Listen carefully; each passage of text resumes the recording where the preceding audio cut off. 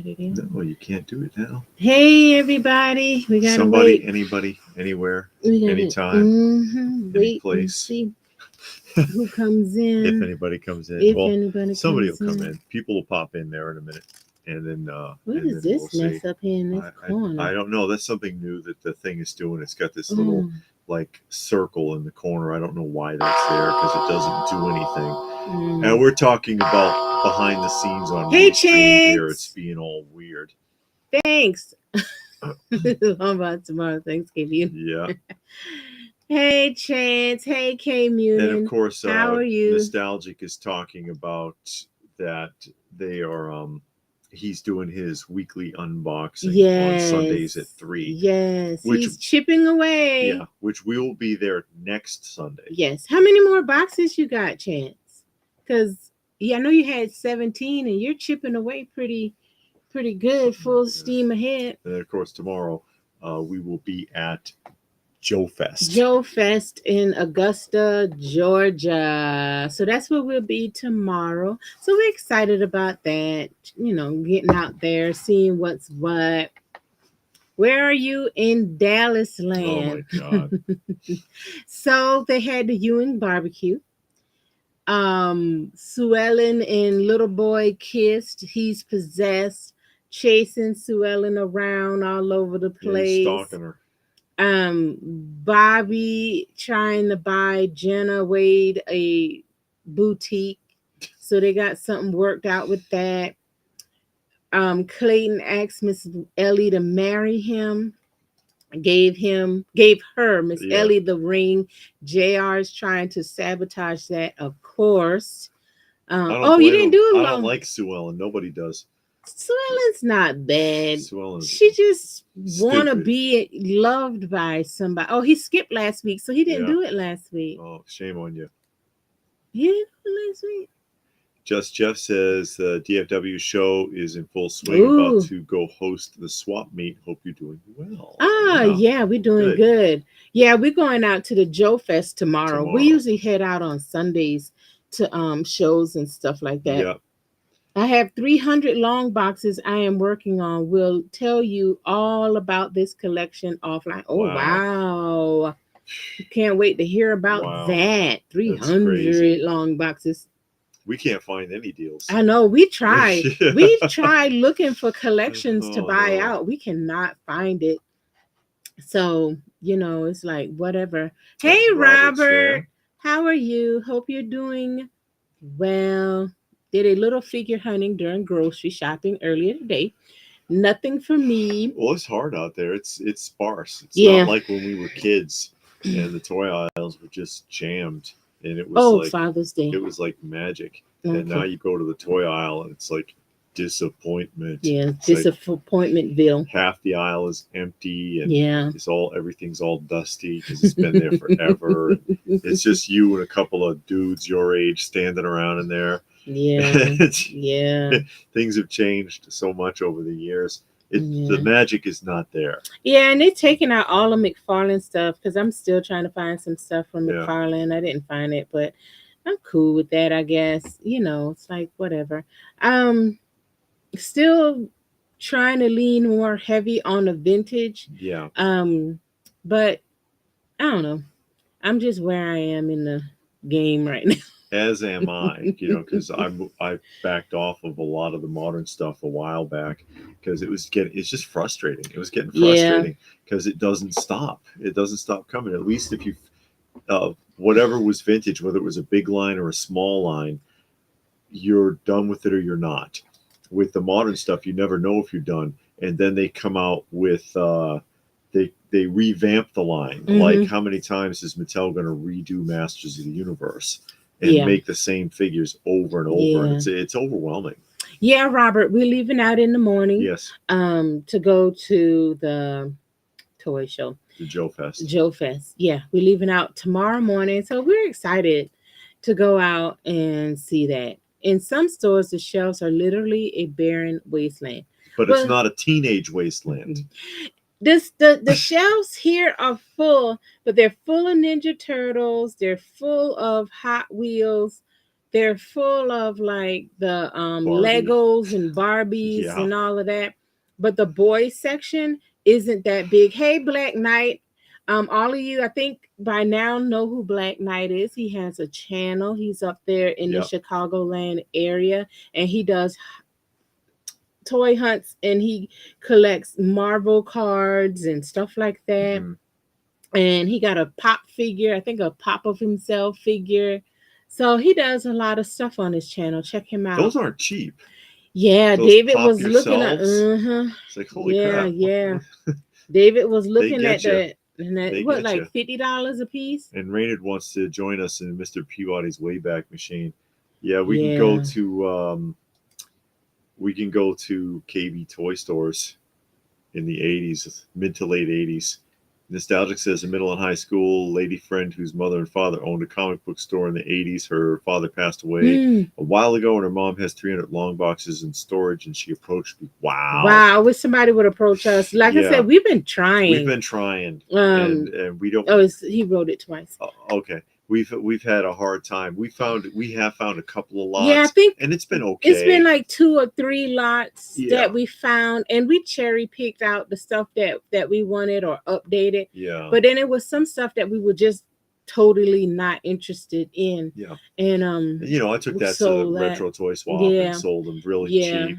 But we're looking to buy out collections for our personal self, not to sell. If you need to go in with that nostalgic, let us know. Yeah, he'll talk to us offline Yeah, he'll about talk to us offline. Those goofy Ninja Turtles are just they're ugly. Some of the new ones are pretty ugly. To show y'all something. What you got there? I just finished reading a comic book series, The Ragman. Oh, okay. And if you've been watching my channel, I read the first Ragman that came out in the 70s. Yes. This is the second series that came out in the 90s. This series is way better than the first series, because in this one they actually give the costume a history and a backstory, and it makes it a whole lot more interesting than in the first series, where he found a costume and he just wore it as a means of disguise.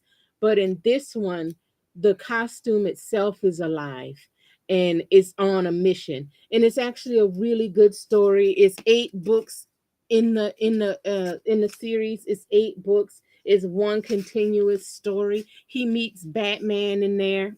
Oh, he meets Batman in the storyline. And it's a good read. So if you ever thought about reading Ragman, it's a good read. And DC used to do pretty good with those miniseries, like Haywire was pretty good, and the Weird. She saw one of my live unboxing on Facebook and wrote to him. Oh, okay.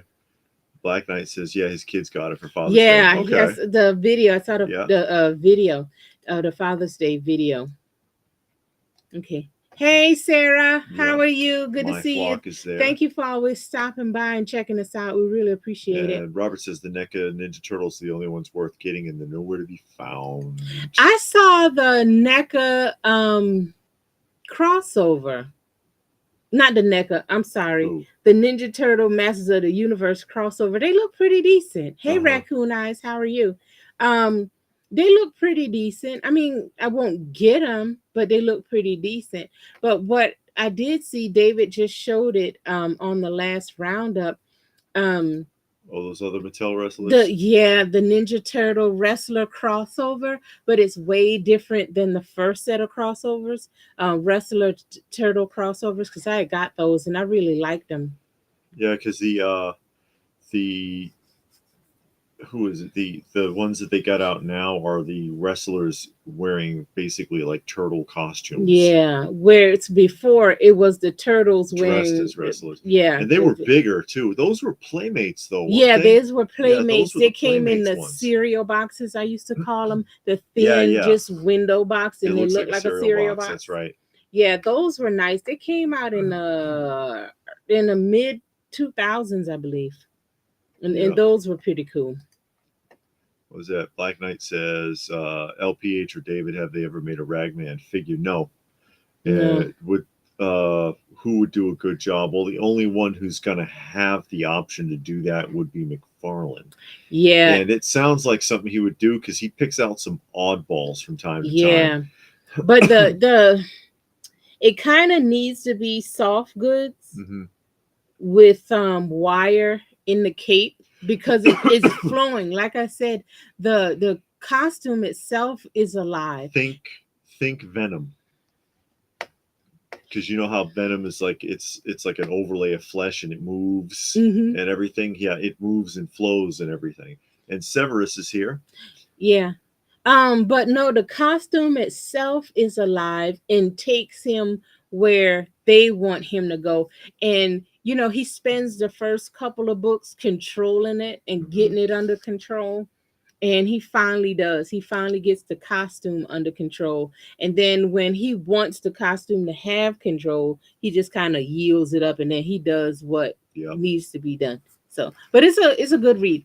Evening. Hope your Yep. weekend is going well. An early Joe Fest video circulating looks like a good show as usual. Can't wait to see your tour video. Yeah, we'll Yep. be out there We'll tomorrow. be out there tomorrow. Excited about that. And Munin says, "Oh yeah, we did hear that. They Oh. said the acolyte. Apparently, someone that appeared in the acolyte is there 100 years before he would have Yeah, been born. It was yeah. 80 or 100 years. Yeah, Yeah. something like that. We've been Because watching. Oh, go ahead. they didn't follow the timeline Yeah. correctly. Big We've surprise. been watching Heels versus Babyface. Yeah. He's been doing a He does review reviews of that kind of stuff. of every episode, and he does really good reviews. The best one was Robin in the Hood when that show was out. Oh, that show was terrible. Oh, but he made it the Because best. he's extremely sarcastic and he makes fun of it as he go. Basically, he explains the episode to you. Yeah, like he's scene about by scene, like he's having a nervous breakdown.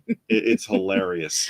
Yeah, I honestly I've never seen Robin in the Hood, but I honestly wish they would come out with a season 2 just so he can review it. Because I saw every last one of his reviews. We wouldn't watch the show. No, we won't watch the show at all, but we'll watch his review. We'll watch him because he's just hilarious. Yeah, and the same with Acolyte. We've never seen the show. I wouldn't watch it because it sounds ridiculous. Yeah, but, yeah. But his reviews are amazing. And Spike is here. I've been to Toys R Us in Japan. Okay. Oh, I wish US still had this. Sega arcade as well. Missing Aladdin's arcade in the mall. Yeah, do they do real arcades anymore anywhere except for like nostalgia purposes? Didn't they just open a place like Spawn? I think I've seen the Spawn suit, but I've never read Spawn. But yeah, it does have that look. The cape and everything flows. Yeah, it's just flowing. It moves on its own. This outfit's alive. I think they opened up an arcade in Marietta. We saw something. But it's an adult nostalgia thing again. Yeah. It's not. Yeah. Those days, the true arcade is gone. I don't remember how much the show I think price it's like is. $20 a piece. Yeah. It ain't cheap, but we won't go past $30. Yeah. So if a show, unless we get a pass, because some places we can get a press pass. If a show, I don't care if it's down the street, if it's $30 to get in, we ain't going. Mm-hmm. Yeah. I mean, sometimes you just gotta draw the line. Hey, Patrick. Patrick is here. How you doing? And $30 is too much. $20 is too much. Yeah, because you got to factor in when you go into these shows if you can't find a good deal on something, and that's where it gets weird. And I understand the dealer's perspective, but also obviously the showgoer's perspective.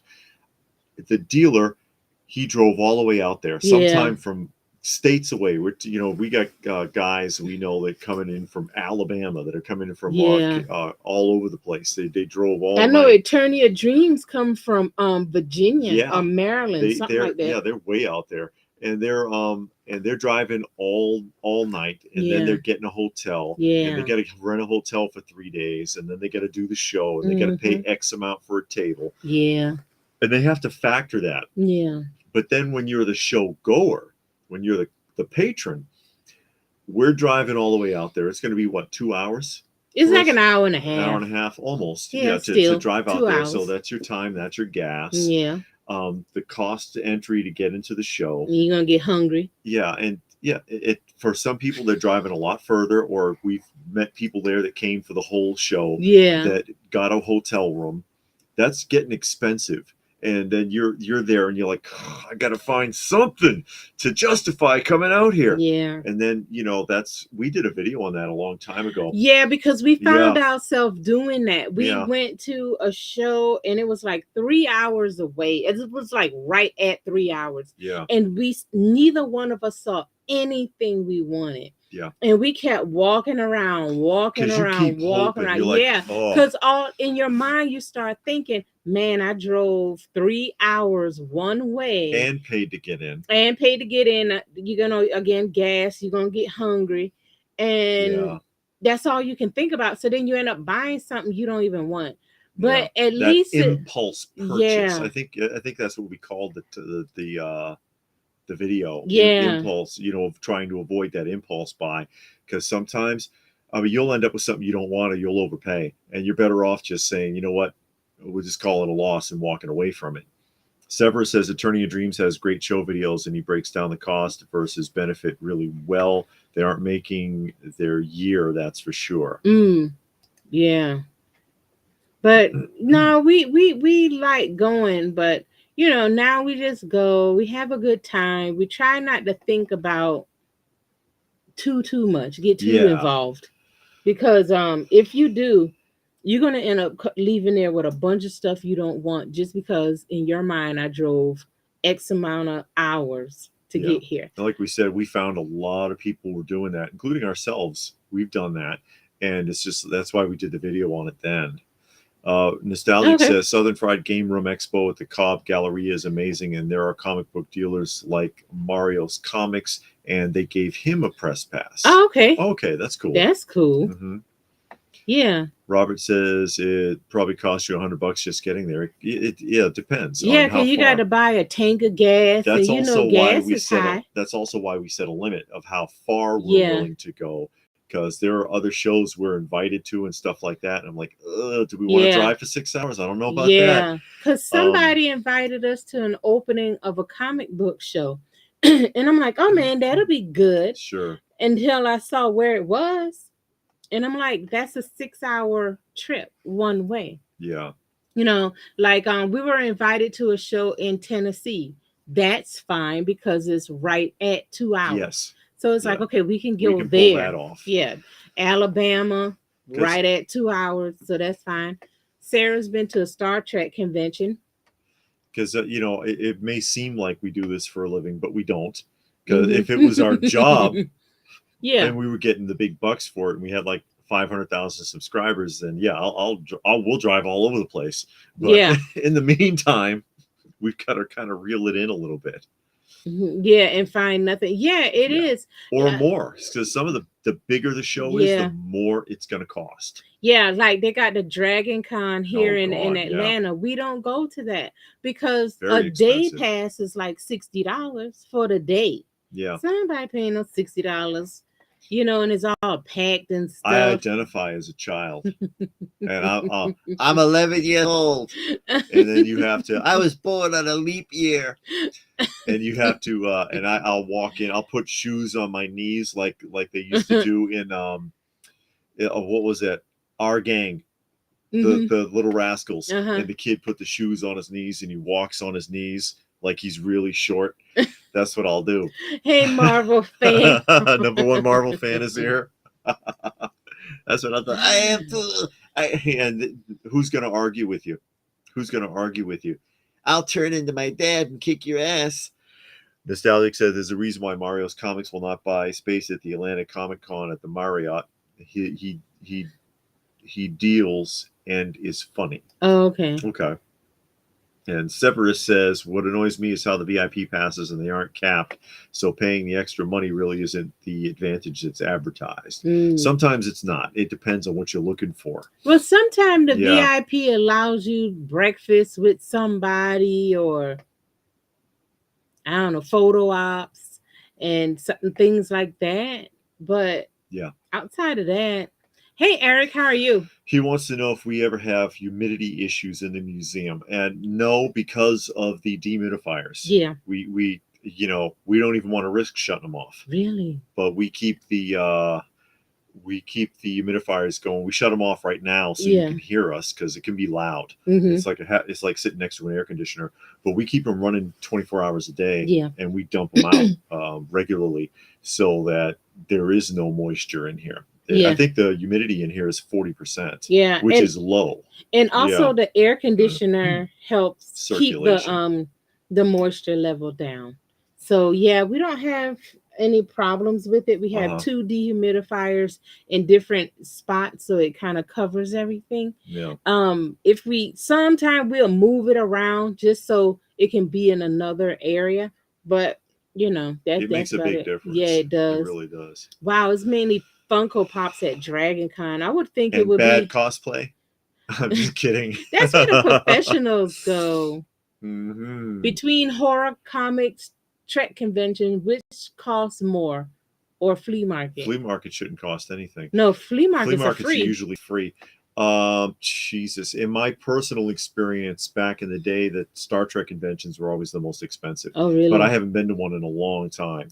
Hey, Johnny. Yeah, Johnny Sachs. He says, do a good amount of dealers work with you on prices at the show. Yeah, I mean, most of them are willing to negotiate. Some of them do. Yeah. Some of them do. There are a few. Some of them don't. That are real hard asses. Yeah. They're stiff-necked people, as the Bible would say. But, we know one guy at the show in his shop. He will not bend an inch. Yeah. If he say that book is $55, you will pay $55 or don't buy it. Yeah. Period. Because you say, can you go down up? No. He won't even think about it. Like, no. No.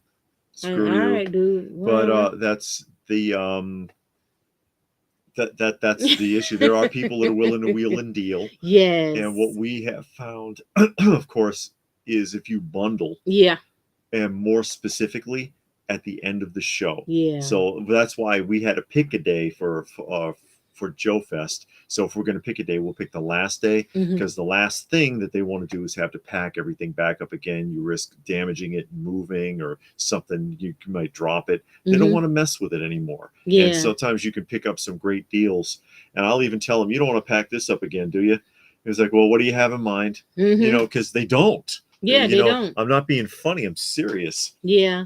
And it's the same at the flea market. You go on Saturday, the thing costs $40. You go on Sunday, it's $10. And then they're willing to deal. Yeah. Munin says I laugh, but identifying as a kid might actually work nowadays. Yeah, I know. And I'll roll around on the floor, pound my fists.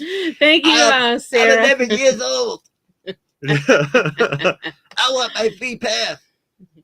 And not a fan of, whoa, you're not a fan of Funko Pops? Are you serious? Oh, that's it. No. That's a demerit. No, it's okay. I mean, that's not for everybody. I know. I didn't realize how many Funko Pops I had until we were cleaning up recently. Yeah. Seemed if like you saw that short. Seemed like every box I opened was a box of Funko Pops. And I'm like, oh, my Super God. 7. Yeah. Yeah. Yeah, he doesn't care for them. That's all right. I mean, No. I have a few. She has a bunch. Yeah, I got a ton. I'm not gonna lie, and I wouldn't get rid of none of them. It's not one of them that I have. I would get rid of. And it's honestly a handful more that I would like to have. Sure. I won't get them. I mean, if I saw them somewhere and they were cheap, I would go after it. But I would have to see it in person, not order it on eBay or something, because you got to pay tax and shit. But I'm kind of done. But every now and then they put out something that's just nice. Robert says, are we going as spectators or will we have a booth? No, we will not have a booth. No, we don't have booths at them big old shows. No, but at the Joe-Lanta in September, they do want us to do a panel again, because we've done a panel for them before and they liked it. They thought we interacted really well. They want us to do panels again. Munin says, don't know about the Walmarts in your area, but the book section of mine looks like Baghdad. I was looking for manga, but it wasn't worth going through a war zone. Really? Was that much of a mess? Wow. The book section in ours is not bad. I don't know if they have manga. I look in over there for like puzzle books, like word search and that kind of stuff. But I don't know about. I know they're starting to have a lot more anime DVDs. Yeah. I've been seeing that a lot. Yeah. Nostalgic says you're correct. Comic dealers panic in the last hour of a show and they wheel and deal. I won't go to a con in Atlanta unless it's Sunday since parking is free Sundays. Hey, take it where you can get it, I guess. I know. And then when you go to these major cities, Yeah. like at Joe Fest, you got to pay for parking. So now you got to throw that in. You got to factor that in because they have it at this convention center. Yes. And they got a parking deck across the street. You got to pay for parking. You drove 2 hours. You bought gas. You got hungry. You got to pay to get in, and you got to pay for parking. Sure. See, that's another thing to factor in. Yeah, it's another thing to factor in. I think that's about the only one we go to. They say you pay for parking at the Atlanta Comic Con, but no, the comic convention. Comic convention, yeah. And they're wonky with it because sometimes you do and sometimes you don't. Yeah, it's like they forget, and then they leave the arm Mm-hmm. up, and then you're sitting there like, is the arm gonna come down? Because you picked out a ticket. Yeah, you always get a ticket, but the arm is always up. Sometimes they just don't bother to enforce it. They're like, Yeah. nah. Yeah, it's like, oh, They whatever. don't care. Yeah, So- which is just as well because Yeah. why should you have to pay for the parking? They already rented your hall. Yeah, You know, that should have been factored in. Raynard wants to know outside of Gunsmoke, what are our favorite classic TV westerns? I used to watch Bonanza. I used to like Bonanza Mm-hmm. and The Rifleman. I don't know if you know any others that you. I don't watch none of stick that. I out. just watch Gunsmoke. You just Because watch Gunsmoke. the only reason why I watched Gunsmoke is because when I used to go visit my parents, that's all they watched. Grizzly Adams. And then I watched Technically a it, Western. and it wasn't bad. So I'm not trying to be all up into the westerns, but if I see something, if it's on and I watch it, I'm like, okay, I can tolerate this. Mm-hmm. I've seen 1 or 2 episodes of Bonanza, and it wasn't bad. Do I want to invest That show time was in on it? for a long time. I don't know. I Got would have Michael Landon's in it. Yeah, it had Michael Landon in there, and it had dude in there from that Battlestar Galactica. They're one of the few westerns to have action figures. American Character made action figures of them in 1967, but they didn't do Hoss. No, they did Dad, Little Joe. Oh God, what's the other guy's name that always wore black? I can't remember his name. And a villain, but they didn't do Hoss. Oh. And they did the figures, and they did the horses, and they did 2 packs with the figures and the horses, and they did a ranch play set, and then they dropped the project. Wow, that must mean was that day. There's some bad kids in there screwing around. Yeah, because sometimes when you go to like where the Funko Pop section is, it's just spewing all over the place. But then sometimes it's nice and neat, and you can tell somebody just fixed it. Yeah. From what I understand, though, is in that adult toy collector section that they have set up that there's actually a vendor who comes and works that up, and so they don't usually mess with it.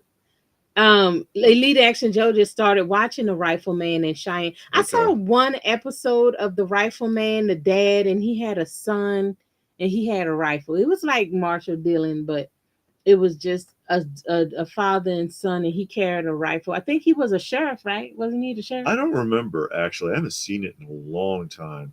But, yeah, Chuck Connors. Okay. Chuck Connors. Okay. MeTV started playing Bonanza. With episode 1 last week. Gunsmoke, 20 seasons. We have all 20 seasons.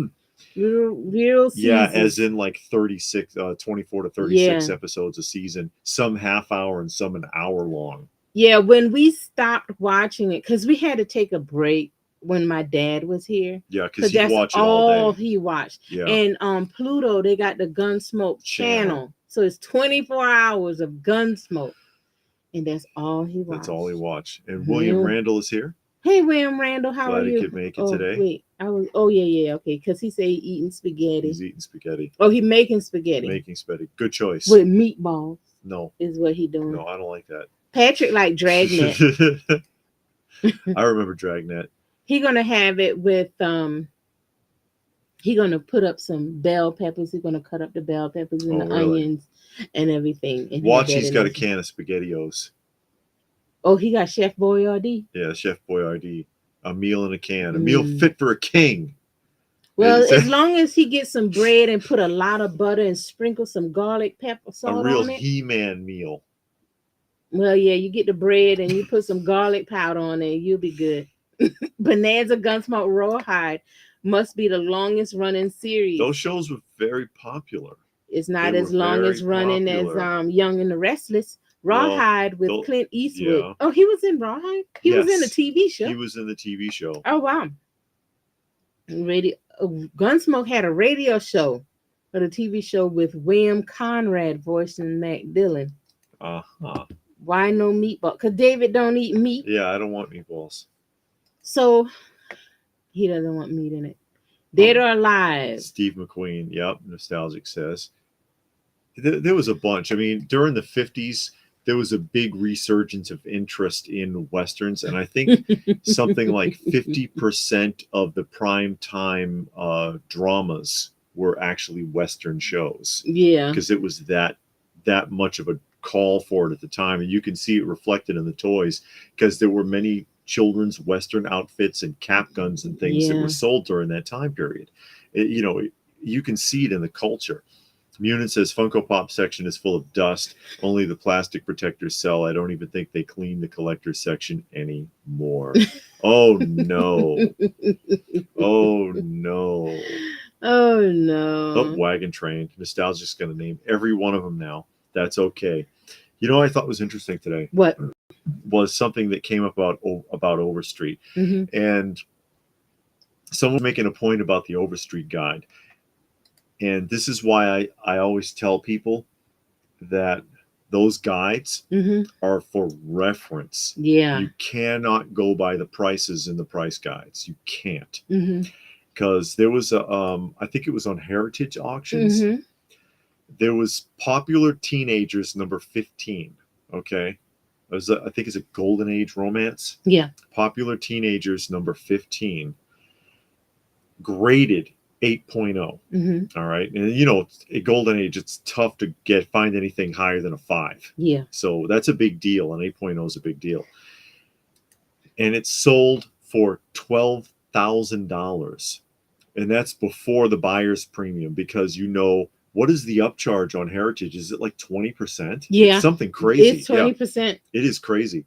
So, they paid $12,000 plus an additional 20%.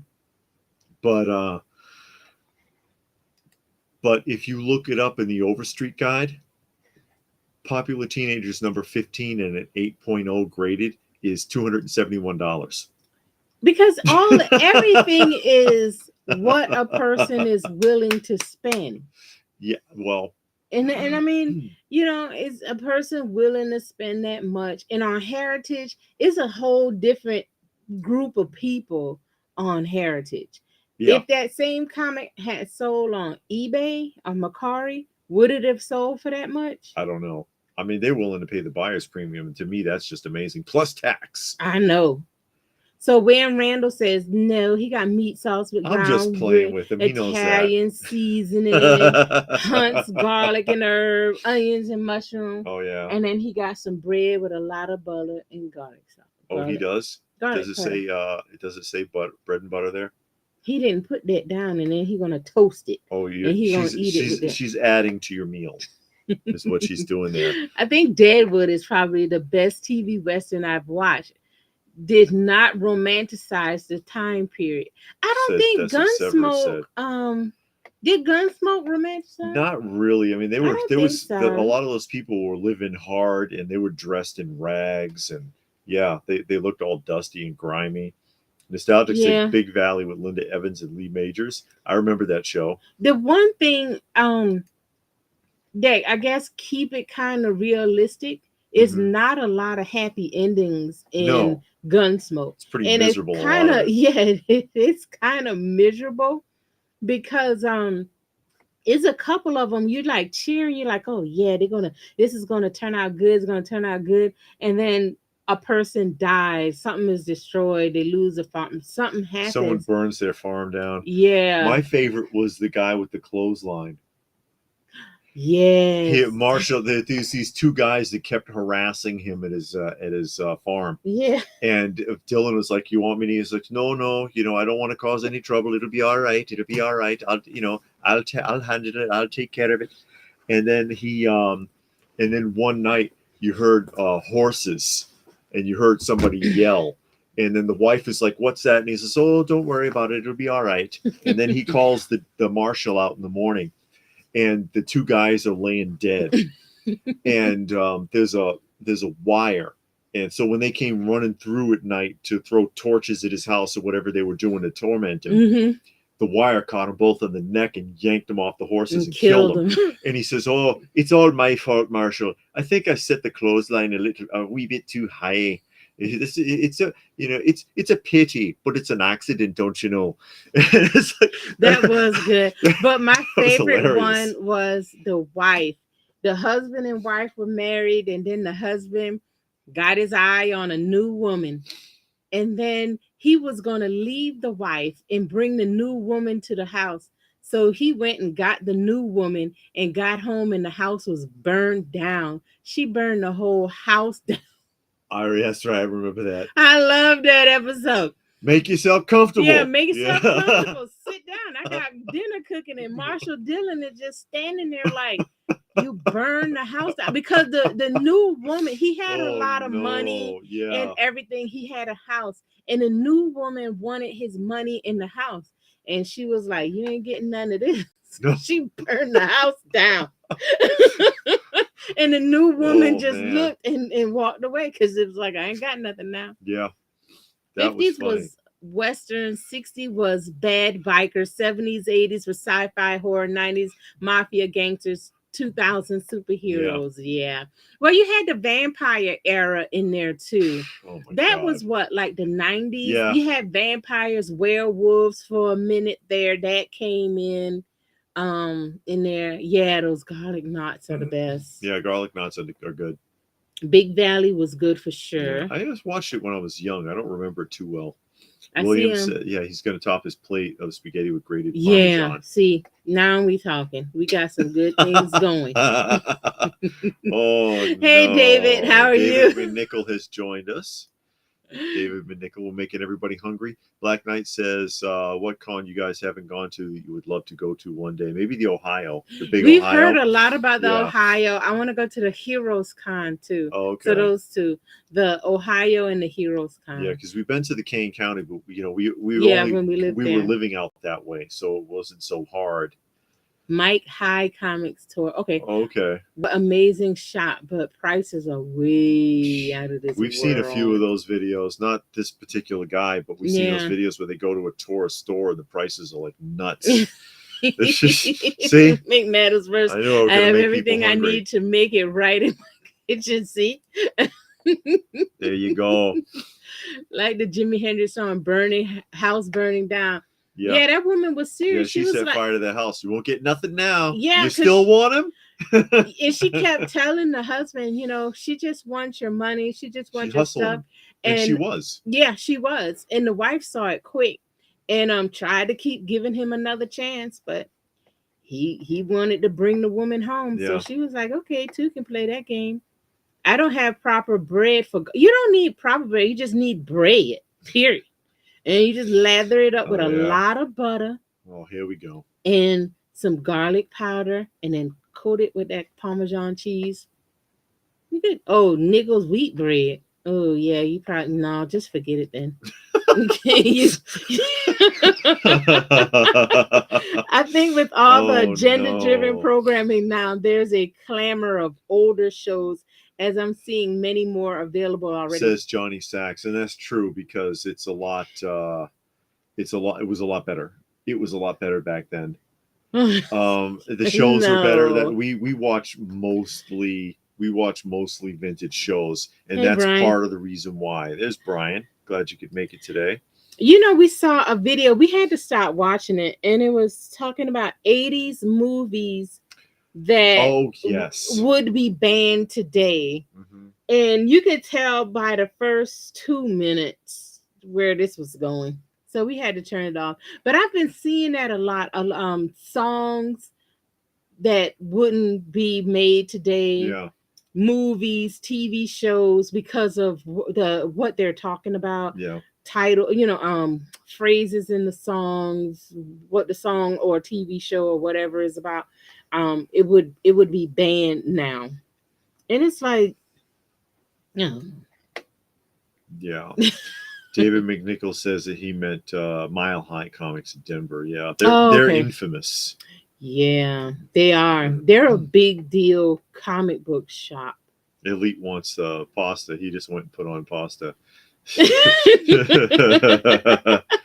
Well, I hope you got the right sauce Yeah. and you got the right type of bread, because that's all that who was it? William Randall's missing. Lindsay Wagner Lindsay to buy Wagner him. just turned Wow, she's 75. 75. Johnny met her a couple of weeks back.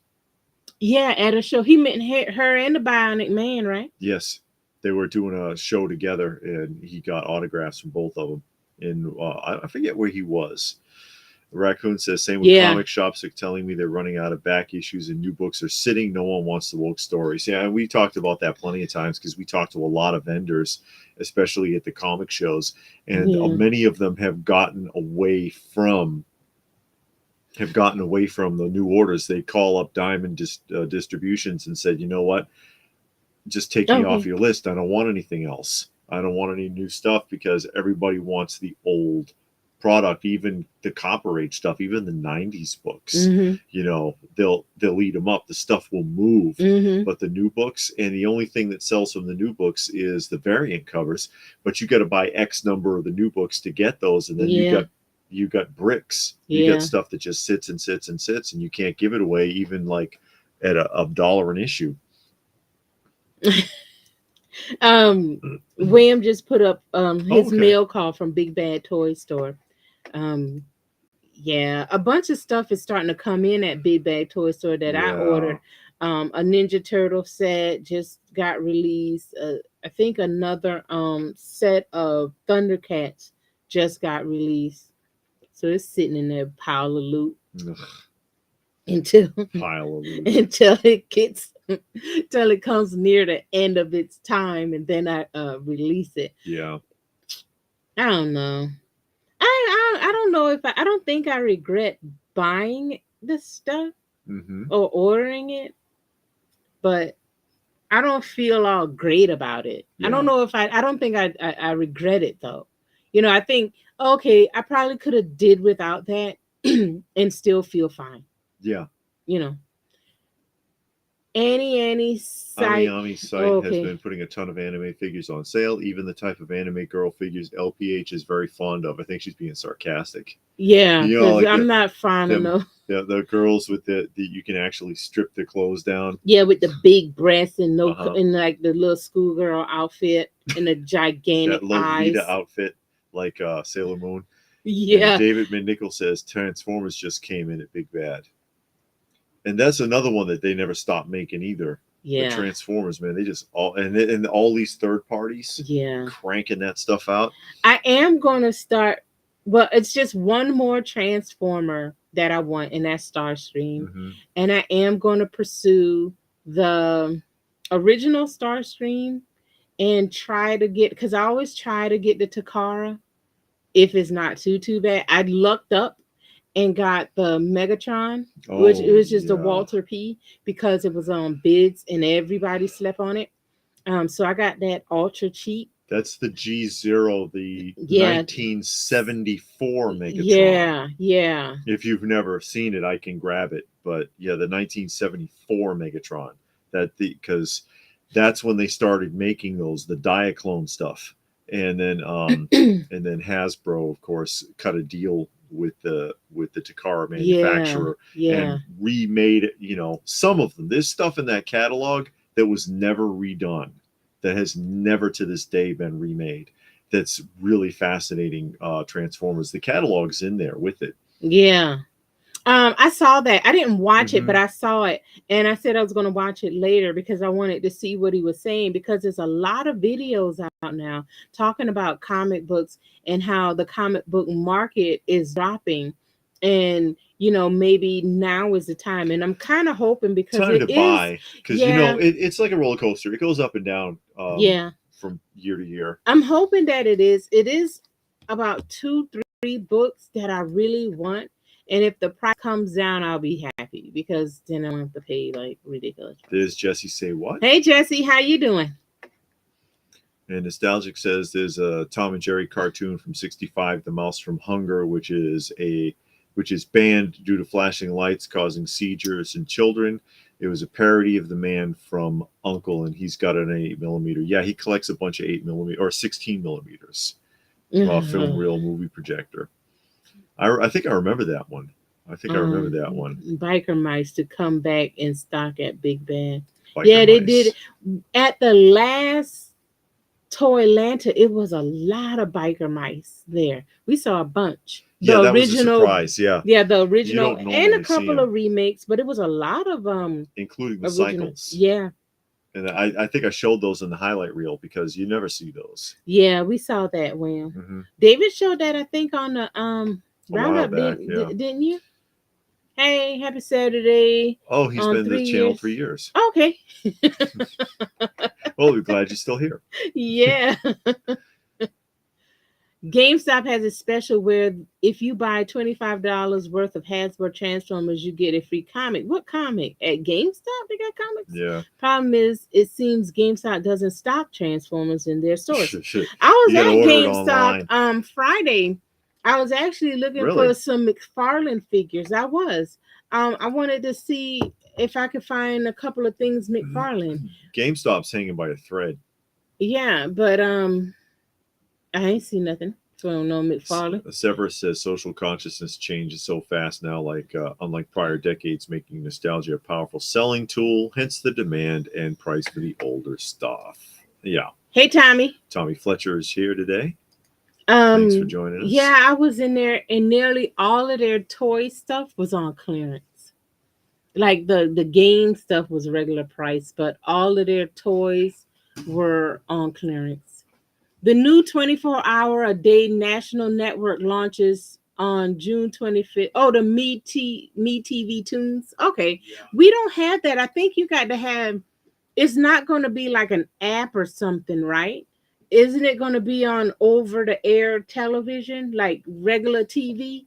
Because we don't have regular TV. That went away with that stupid digital thing. So I don't think we'll be able to see it unless they come up with an app that we can download and it's free. On the topic of nostalgia, what are kids today going to have? We Nothing. actually did a We video did a on that, video on K that a Munin. while back. Yeah, a few months back. What would kids today have in 20, 30 years? Yeah, What 'cause- would they be longing for? I want to go back and Yeah, buy. they'd be like this. Do you want to see what I had for dinner at Red Lobster in like 2022? Because it's on. I still have it on the cloud. What do you have? And I've quoted Rob Van Winkle before. Yeah. Vanilla Ice. Yeah.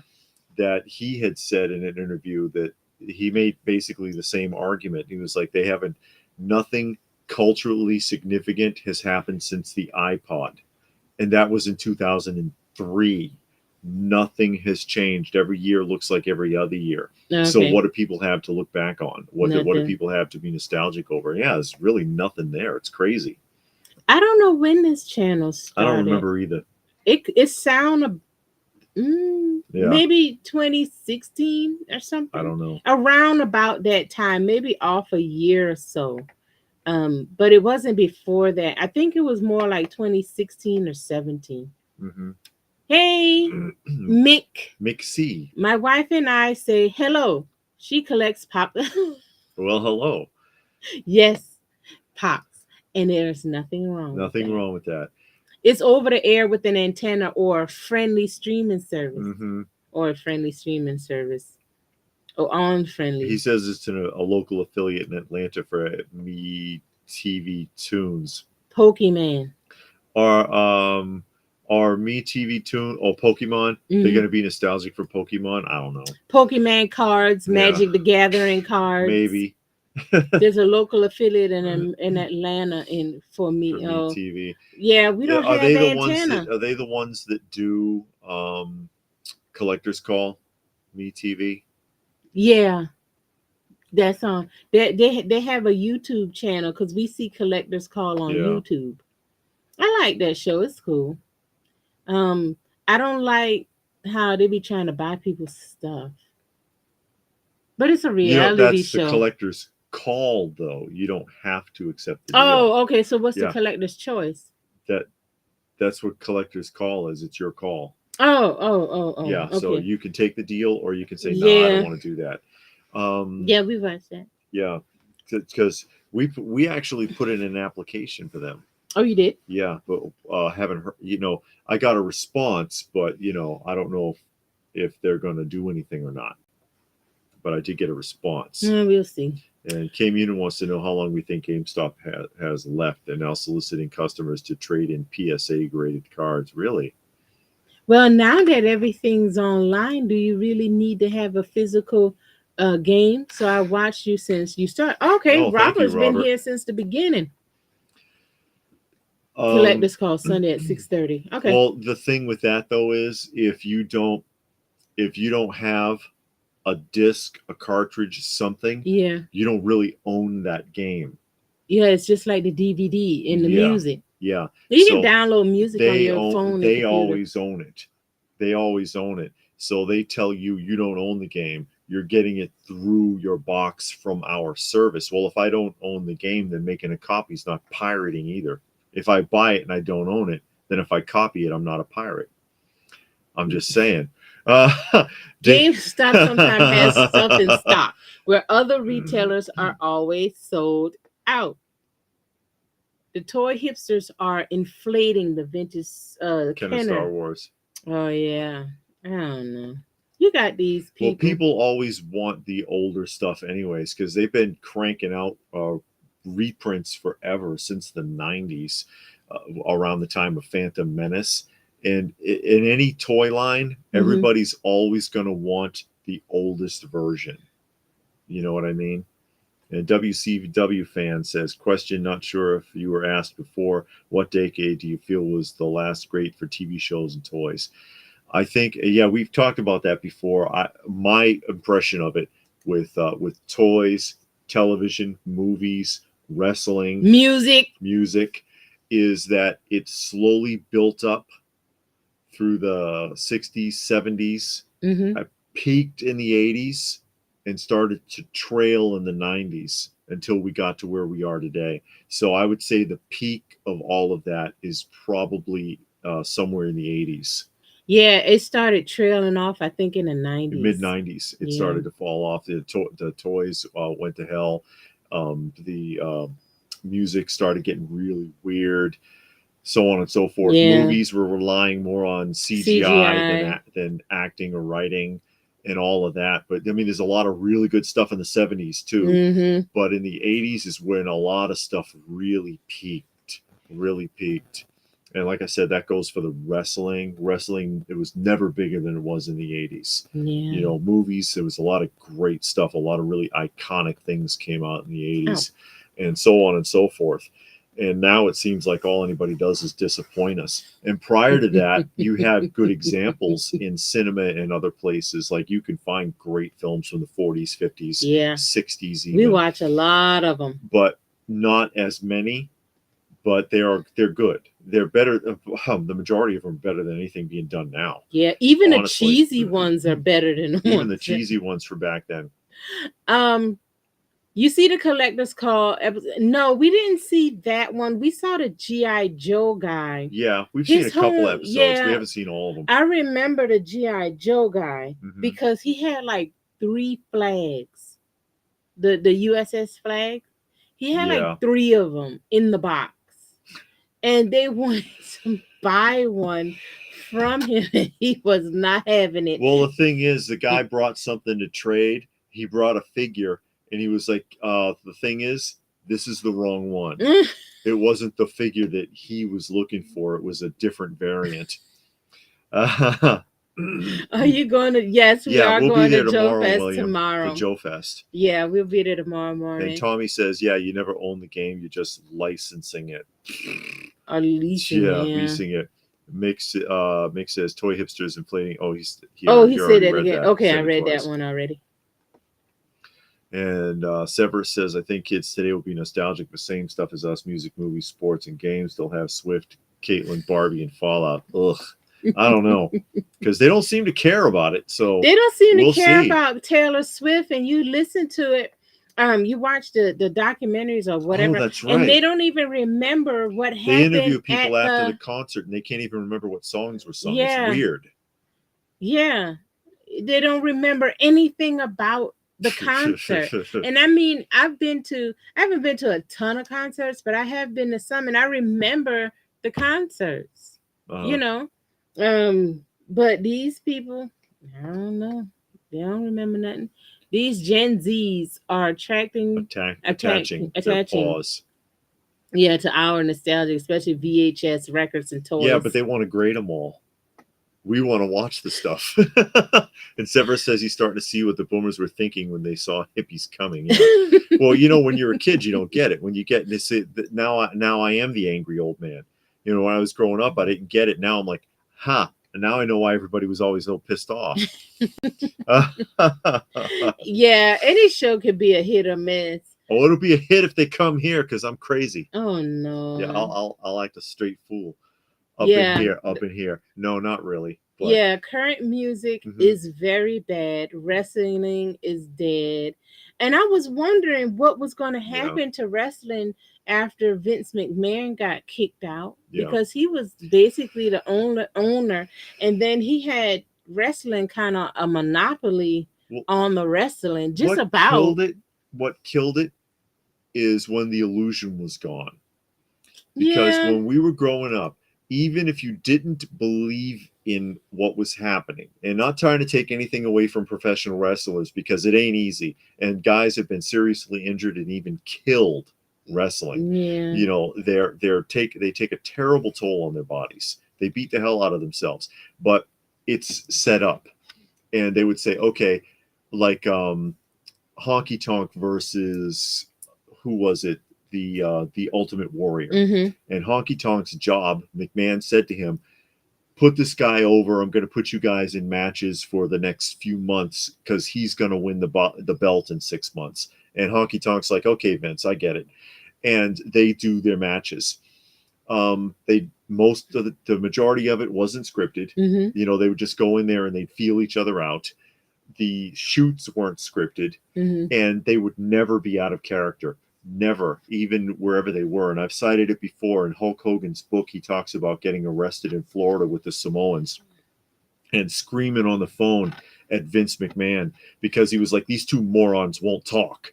He was like, they can speak freaking English, Vince, and they will not speak. They're sitting there going, and, because you're not out of character, because you have to always put on the act. When they dropped all of that, it just ruined it.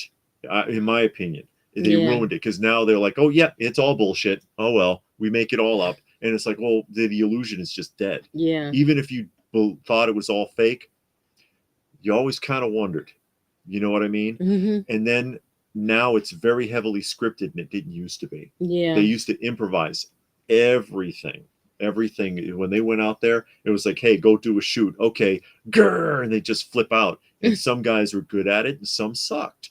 But the ones that were good at it, that's how Steve Austin got over, because he was the ringmaster and wearing a top hat and a cape and crap. And then they moved him to, I think, another division. And because he was injured, and he was like, well, I'm injured. You want me to do a shoot?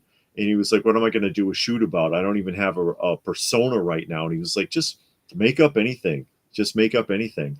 And some guy was quoting 3:16. He was doing some Bible bit. And then Austin grabs the microphone. He says, you want 3:16? How about Austin 3:16? Because I got a bone to pick. And he just vented because he was upset. He got dumped to the crappy wrestling arena. he was cut from the Big Show. Basically, Mm-hmm. he was injured, and he just went on and on and on. And people loved it; they ate it up, and that's where the Austin 316 came from. Oh, okay. That improv meant something, and it's just dead now. They now you watch it, and it sounds like they're reading cue cards, and it's awful. They probably got teleprompters. They might.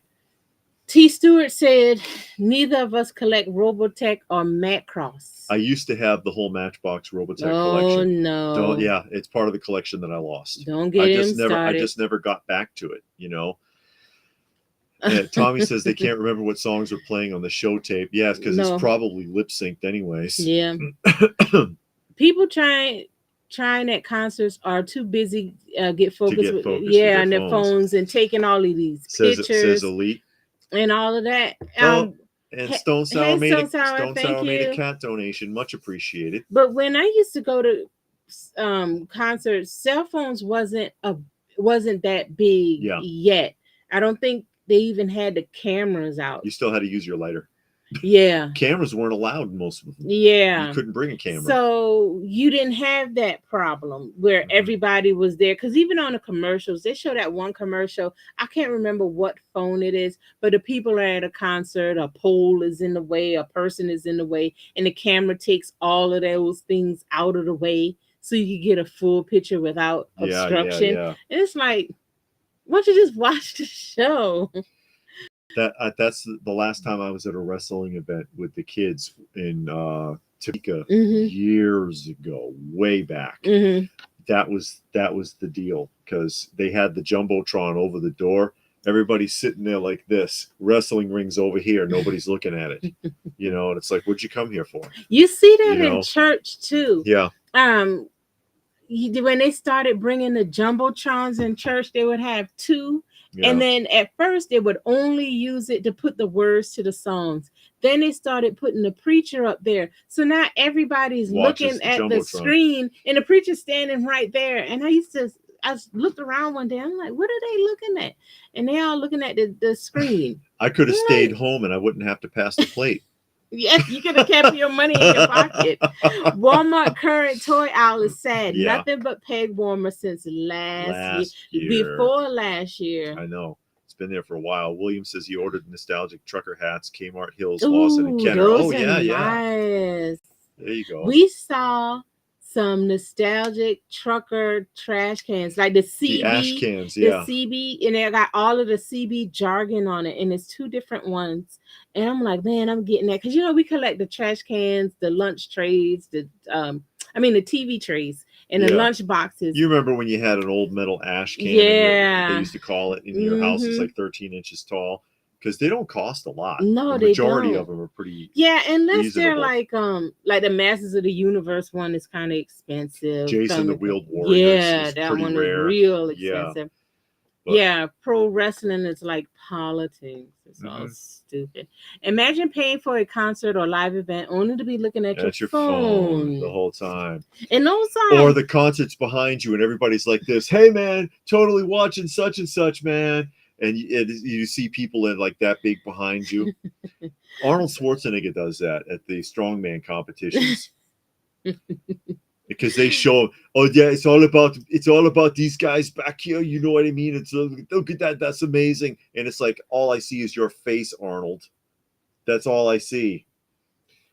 I vintage Star Wars figures all day long at I guess I can find vintage Star Wars figures all day long at antique stores and flea markets and not pay outrageous prices. Okay. Blue Snag for under $20 about that's a pretty good deal. weeks ago. Yeah, that's a good deal.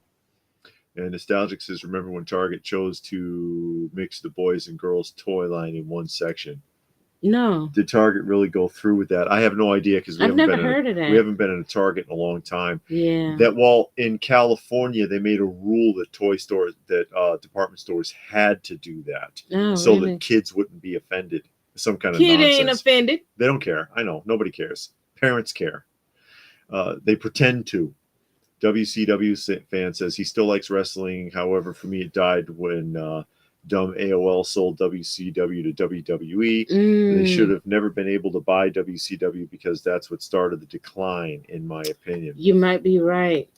Well, they went too far with some of the stuff they did on Yeah. there, like having Chucky on there and having Jay Leno and his chin blaster move where he ram his chin into people wearing like 50 sweatshirts so that you couldn't see how fat he Oh is. my god, that was padding, so when he hit the mat, he wouldn't hurt. We talked about that toy then. Oh, We haven't watched Acolyte, says but Deg's Toy Den. yeah, Yeah. but we watch Heels versus Babyface, and Yeah. he does a Review. review of every episode. So we watch that. And he has 3 strokes and 2 heart attacks in every episode because he goes nuts. He acts like he's like the people are ready to put him in a straitjacket. Yes, I'm with you, K Muni. Who's going to be offended? Only adult collectors in the toy aisle these days. Uh-huh. Well, maybe because you do see young kids with them brat dolls and that kind of stuff. That's the Yeah. only time I see kids in the little girl aisle. I'll see Uh-huh. them looking at those brat dolls. I don't hardly ever see little boys in there. Or Monster High. Oh yeah, No, but a Monster lot High. of adults collect the Monster High dolls, though. Extreme Championship Wrestling was my jam in 88. ECW. 98. Sandman. Oh, 98. Yeah. Sandman. Well, that was they were messy. They were that's Oh, where yeah? a lot of cutting and stuff. They were pretty messy.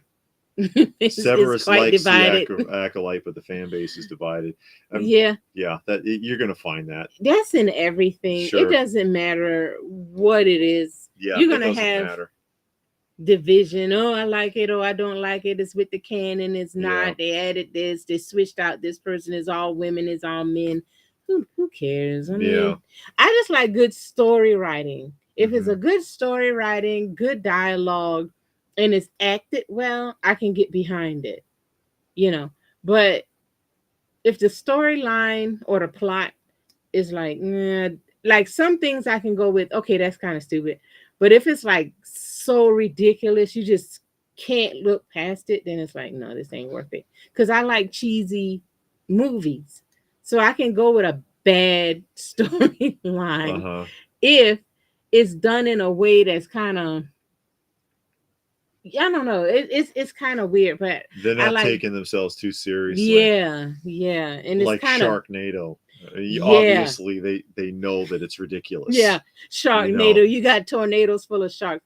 That kind of movie I can watch. Fire Tornado. That's a good one. No fire tornado. Like those underground earthquake. Where the hell else is it going to be? I mean, seriously. And they need the army has to use nukes to fix it, and the army war room is like obviously like a suite in a hotel room where they set up like 3 computers on a table. Yeah, and there's only one general for some reason at the Pentagon. That kind of stuff. We saw one. Oh, and man. They had like, I don't know, like the NASA headquarters in this office, and then everybody was in the military, and they had this female general. She had on the jacket of an army general and like regular pants. It's like, you can even get the uniform right. You could have went to any Army Navy store or Army surplus store and just buy a uniform. They didn't even try. I wish there was an actual toy store that wasn't half toy store and half baby store, to see the actual toy store, maybe with the train section or race car set, maybe some video games playing. Not anymore. Those days are long gone, Robert. And David McNichols says, are we into going out of state and visiting famous comic book or toy shops? We talked about that. It depends on how far away it is. Yeah, we've been invited, but I mean, it's, working that out. And Spike says episodes 1 and 2 were okay, 3 and 4 were not. But hey, what are you gonna do? You take it as it comes. I don't watch the new Star Wars show. It's fake and run by people who don't like. Well, some of the people have actually said they're deliberately trying to upset people. We've heard that. We've heard that from producers at Marvel and Disney Studios, who are like, "Oh, well, we like to upset the core audience." Why? Do you not want to make any money? I mean, that doesn't make any sense. But it seems like that's a Yeah. dumb goal. Hmm. It seemed like that's just a ridiculous goal. Oh, my goal is to spend $1 billion making a TV show so that people can hate it. Yeah. Congratulations. You succeeded. Yes, you succeeded. He's talking about your Chewbacca figure.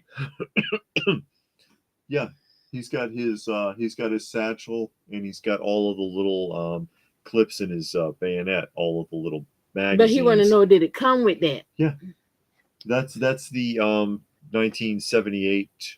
I think he's what, 15 inches tall. Mm-hmm. That one, Mm-hmm. 12 scale, the deluxe series. Yeah, he came with that. He came with that. And I had pulled this out. Oh yeah, because I had talked about it earlier. We'll get back to you in a minute, Trevor. How are you? Yep. This is the what I was talking about there. That's the Takara 1974 Megatron. And it says, you see, it says Walther P38 Uncle gun there. And it's made to go with these guys, because several of these sets came with these little, like 1 inch tall jointed figures that had magnets in their feet. And they could like stand in or on the vehicles. They could ride inside of the Optimus Prime and things like that, because these are die cast. They're not plastic. And this one, and this, looks like a little briefcase. Yeah. That is die cast. Those are bullets. It does shoot. It's spring loaded. Yeah. It is a spring loaded piece. That's just, they don't do it like this anymore, folks. They just don't. And the catalog has a lot of stuff in here that, and again, this is 1974. This is going way back before Hasbro doing the Transformers. I think I can show these. Okay. They have stuff in here that was never made. See, there's the cassettes for Soundwave. Yeah, see the cassettes there? Yeah. And that one right there turns into a motorcycle. Oh wow, they never did that one. They never did the motorcycle guy. And the little Diaclone, the little tiny 1 inch man rides it. And then there's the Megatron and the revolver version. Oh, he in black. Yeah, they never did the revolver. Smith and Wesson. Yeah, they never did the revolver. But you can see that. There's the Megatron. Oh yeah. I'm sorry. There's another one. They didn't do this gun either. I thought that might be the Megatron for a second. It's not. This is a different pistol. That's a different one, because the Uncle one is on the next page. That's the one that she has. And then over here's the Soundwave with headphones. Oh wow. Yeah. And then there's the camera. I know they did the camera. Yeah, they did do the camera guy. The 3 pieces to make one camera. To make one camera. I know, it's ridiculous. And oh, look at that. There's the watches. And then over here, I mean, there's your original Cliff Jumper and Bumblebee. And this is who they became eventually, because they did those figures. Yeah. It's cool to see what was coming, even though they may not have, what their plans were. So did those come out in Japan? Yeah, these were sold not in Japan, America. Not in America. They never made it here. To find that, then you're gonna have to sell your house. Yeah, well, I mean, you know how much that Walther P38 is. Yeah, we saw that at the Tour Atlanta, and whoa, they wanted some money. They wanted over $1,000 for that. Yeah, it was almost $3,000. Yeah, yeah. I ain't paid that much. And I think he had the revolver too. I don't know. But, he had 2 though. He had 2 different ones. I know that for sure. But I was just like, whoa. But I mean, the box was in much, much better shape than mine. But the nerds that were picked on are now the ones in charge of these properties, and they want revenge. That's probably true. Maybe it was like all y'all Star Wars and Star Trek and everybody else people picked on me when I was a kid and gave me wedgies. I'm gonna fix y'all. What a wonderful business strategy. Anger the fan base so that they no longer care about the franchise and all the merchandise goes to clearance. Yeah. And the comic books, because it touches a whole lot of things, not just the toys, but the comic books. You're not going to sell any more movies because, like, if you put it out on DVD, nobody's going to watch it. Yeah. So nobody's going to buy it. Only Star Wars I watch is the Lucas stuff and maybe Mandalorian, the only thing remotely feeling like the old The Star old Star Wars. Wars, yeah. He says, did the little characters from Takara have story names like Spike or his father? I don't believe so. I don't think they did a comic or a storyline. But yeah, they're like this tall. And they have 4 points of articulation, shoulders and hips, and there's little magnets in the feet. Oh, yeah. And they can sit inside the larger vehicles. Like you could sit them in the Optimus Prime from Takara was die cast, so they could walk on it. Like you know how his trailer opens up and everything, it's a scaffolding for the figure, and he stands in it, and they can walk up and down on the scaffolding and everything because it's metal. And then there's little seats inside so they can actually sit inside the truck. But Hasbro took all that away and then made everything out of plastic. I heard about that Johnny Quest. They're redoing that. I don't know, because we saw the original Johnny Quest and then we saw the one from the 80s or 90s, and the one from the 80s or 90s was not good. 80s, it wasn't good. The 80s Saturday morning when they tried to bring it back, it was terrible. The original 60s one is really well done. Yeah, the remake was bad. Yeah. Yeah, Robert, you can still buy them, but they're going to be Takara. The original Megatron from from what, Mattel, Hasbro was a gun, but not the remakes. Like they had the Walmart reissues, and they made him the tank. A tank. Yeah. Yeah. Because I remember seeing it and I was like, is that right? I always remembered that he was a gun. And then then I saw that that's how they fixed that, because you can't sell guns. Saw that one G.I. Joe carrier graded in some other guy's to Atlanta video. It went for $42. Did it sell for that, or is that what they wanted? I don't know. Robert says they never had a storyline for the small figures, even the figure with Convoy, aka as Optimus. Yeah, I don't think they made up any stories for those in the Takara. I could be wrong. Sever says, you know what, though? I love all Star Wars, even Disney content, but I'm completely okay with people who don't. We can still coexist. Yes, right. No, we can't. No, it's okay. But the internet is vile, though. You are right about that, because people will nitpick. They will fuss and whine and fight. And yeah, they'll fight you over that. It ain't even worth it. No, it ain't that serious. So what? You like the show and other people don't. It doesn't mean that you got to hate each other. We say that about a lot of things: movies, TV shows, music, how you collect toys and action figures, how you display them. That's all up to you, because that's your money you paying. What do we care? All we know is that we enjoy the same things, so let's focus on that. We both like movies.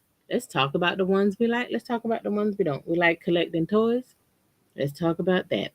Who made it? When did it come out? Blah, blah, blah. Back in the 70s and 80s, what toys do you wish they would have made? For me, I wish they had made the Incredible Hulk and Three's Company, Jack Tripper. I'm surprised Mego didn't do that. Three's Company? Yeah, well, because they did everything else, Facts of Life and... when they came back. Yeah, well, I mean, they experimented with doing that. It didn't go over well. They made Norm from Cheers and stuff like that. That was not working out for them, because what the fan base really wanted was the sci-fi stuff. They wanted superheroes. They wanted Planet of the Apes. They wanted horror. And then so Mego finally got the message. But also part of that was because of their contract with Target. That's not ever been officiated.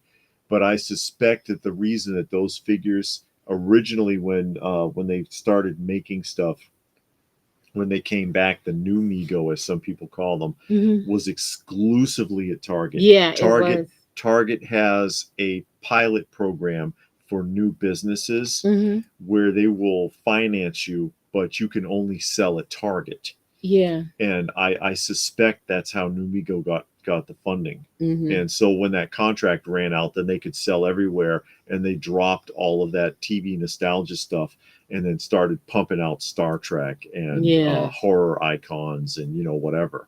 Cause I remember when they started, they had the big old 14-inch. Cause you had got those 14-inch figures, the Yeah, big the ones. superheroes. Mm-hmm. And then they kind of dropped that, and then went to the TV shows and stuff like that. Yeah, Is there anything that anyone wants to see at SDCC this year? not really. Sadly, the Tomation exclusives are let down. Just recolors of figures I already have. I saw some of the stuff that they're putting out. I didn't see anything worth, a second look. Yeah. Cause when they show it, and then I hate how they show like a little bit here, a little bit there. I wish it seemed like they used to just show everything, all of the releases that are coming out, or it used to be YouTube videos. And honestly, I haven't looked for a YouTube video, but there were some people that would show all of the upcoming releases, or they would show it on a website like Toy Newsy, or it's another one that does toy news. But no, I didn't see anything this year that was, you know, anything that I would care about. But I thought SDCC should have been done already. Doesn't that usually come out in June? I can't Like remember. mid June or something? When is that? I don't remember because they shifted it, didn't they? Yeah, and then I think when the pandemic came out, everything kind of got kind of flipped, so it moved around, because I don't even know if they do Emerald City anymore. You remember they used to do Yeah, Emerald and that would in, be at the beginning of the year. yeah, that used to be around Marchish time, and that was in Seattle or somewhere. And then you had San Diego was next, and then New York used to be like in October sometime. Oh, but then they had the toy show where it was just reveals at the beginning of the year. So I don't know. Yeah, plus New York Toy Fair is coming Yeah, the up, and New that York Toy New Fair. York That's a. Toy Fair. Well, that hasn't come up yet, But it but used it to come out should. at the beginning of the year, like No, in I don't think so. January. I thought. I don't think so. Oh yeah. No, Oh it comes in. That comes up later in the year. But that's the reveals for the toy companies and that yeah. a lot of that stuff is going to retail. Yeah, but still, you got an idea of what was coming out. You know Hmm. what to expect. Now, after the pandemic, everybody just kind of started doing their own thing and kind of left all of that alone. Yeah. But as far as the question though, I don't know what I would have wanted to have come out when I was a kid in the 70s and 80s toy wise, because I wasn't thinking in those terms then. When I was a kid, we wasn't getting nothing anyway. I'm serious. We never got toys. Yeah, I mean, we got I some had to get things. my own because I didn't get anything either unless I got it. Yeah, we got a couple things, but it wasn't the stuff that you saw on TV, and it sure wasn't nothing out of that Christmas wish book. Yeah. If you got a toy with something you didn't expect, and he was like, oh, okay, whatever, whatever. But you mainly got clothes and shoes Hmm. and a radio and a bike, and Yeah. that was about it. So we saw the commercials, and we saw, the toys on the commercial, but I don't think it ever came to my mind that one day I knew my mama and daddy wasn't about to buy nothing. So I knew that was never going to happen. And we never even been to I never been to a toy store. That's why I'm always like kind of fascinated when I see videos or pictures of toy stores, because I never been to a toy store. We had like Walmart and Kmart, but we never went to the toy aisle. Just didn't happen. So I don't even know if I knew it was Yeah. a permanent toy aisle. I remember going by the toy aisle during Christmas time because I always saw the bikes.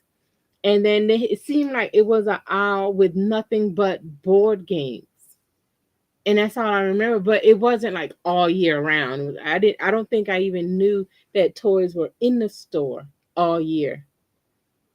So you know, so it was never nothing. I was like, oh man, I wish they would make that, because it never came to my mind that, well, I knew in my mind I was never going to get it anyway.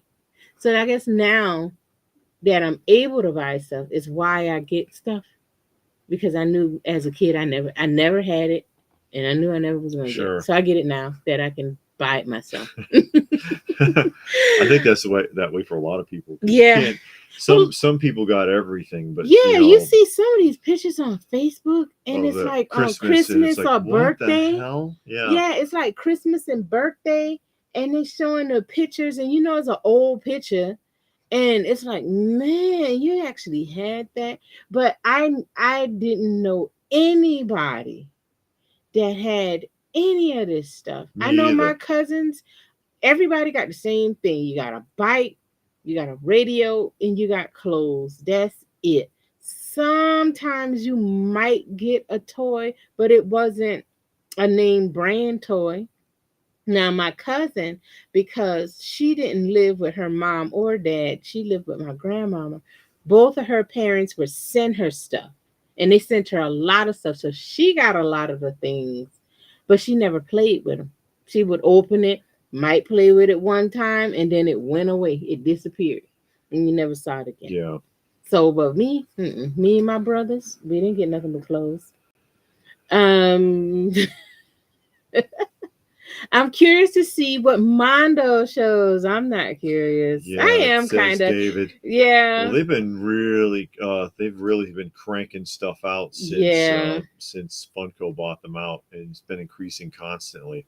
Oh, Robert wants to know, what's that dog? What dog? This, Oh, yeah. You bought that a couple of toy yeah, shows back. that is what, 1974. That is Kenner's Duke. He is a 1/6 scale German Shepherd Mm-hmm. action figure, and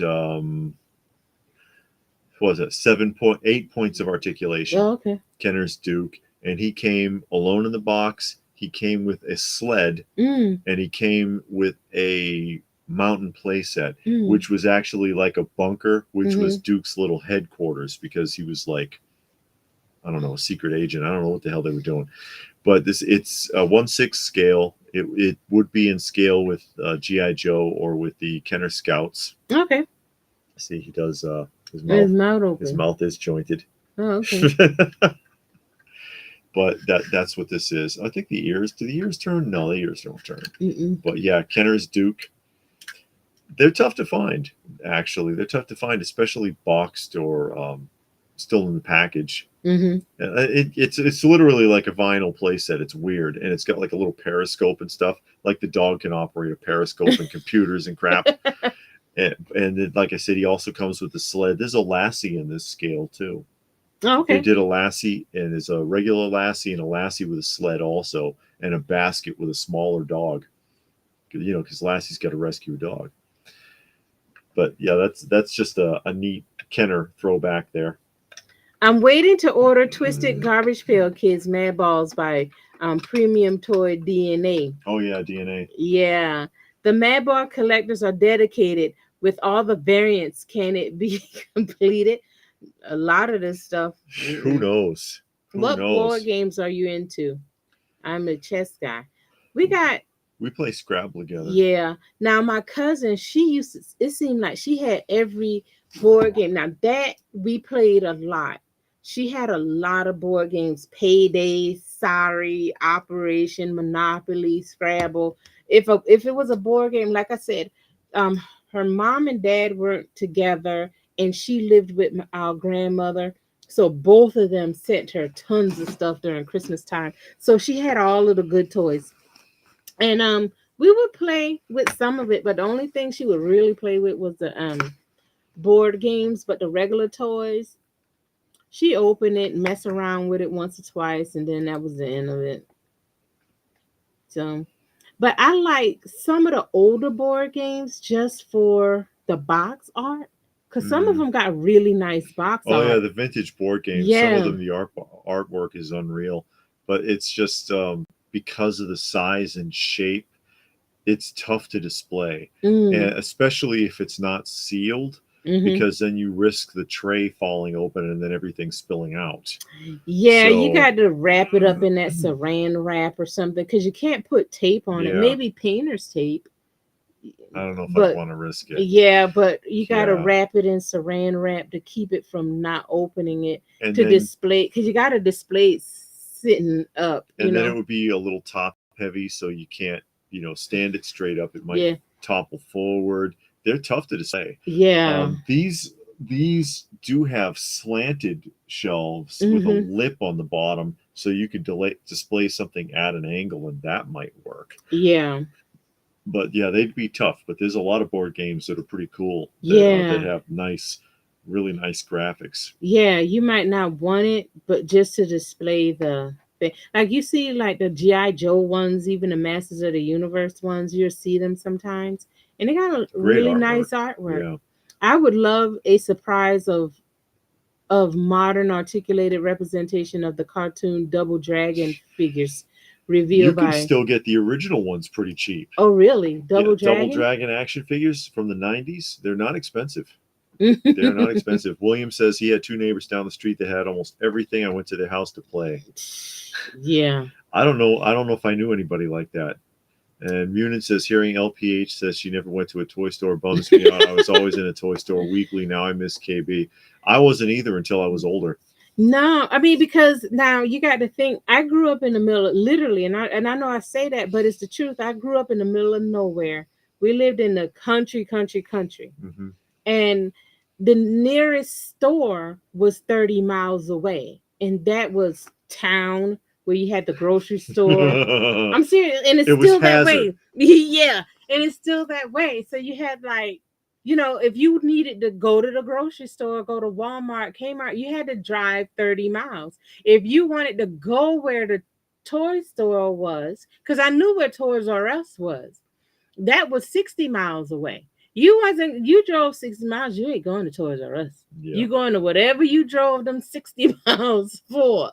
That was it. Now we did go to the mall because my aunt would take us to we went to the mall maybe 2-3 times a year. Once a year in November, we would always go to Red Lobster. Every November, we went to the Red Lobster, and every so often, I don't know what the reasoning was. We would go to Ryan's. Ryan's was a store like Golden Corral almost. Okay. Yeah, you had the Yeah. buffet, but you could order from the back.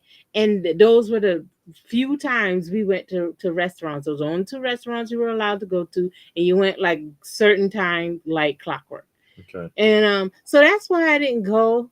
I didn't have that experience because it wasn't available where I was. Yeah. I never went to restaurants. I wasn't brought to restaurants. The only restaurant I ever went to was Burger King because I was in the Burger King Kids Club, and so I We I didn't would even go. do that. I would go because the calendar would have the free coupons, and Hmm. so I went to get my free meal once a month with the Burger King Kids Club, and that's it. That's my only experience. We didn't go to fast food like that. I mean, every so often, like if we did go somewhere, my grandmama ate Chinese food, and it was this one Chinese restaurant that she would go, and you get, to go food, and then she would eat at Captain D's. That's it. You ain't going nowhere else.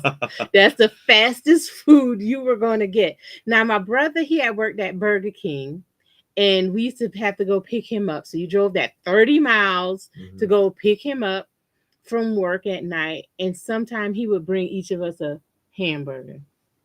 Okay. But, I wasn't in no kids club. We didn't go to McDonald's and Burger King often. So I didn't really eat there Yeah. until I And started like I working said, there. that was on my own. So Yeah. it's like, my mother never left the house. So it's just never left the apartment, rather. Brian Mm. says he misses Kmart, and he thinks that part of the reason they failed was because they didn't go with the flow of society and put self checkouts and other ridiculous modern things in the store. But they died before self checkout now.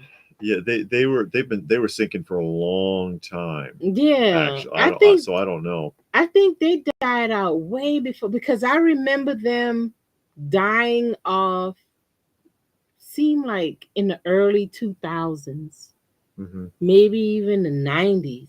And I remember when they merged with Sears and they started um selling like craftsman tools in the Kmart and stuff like that.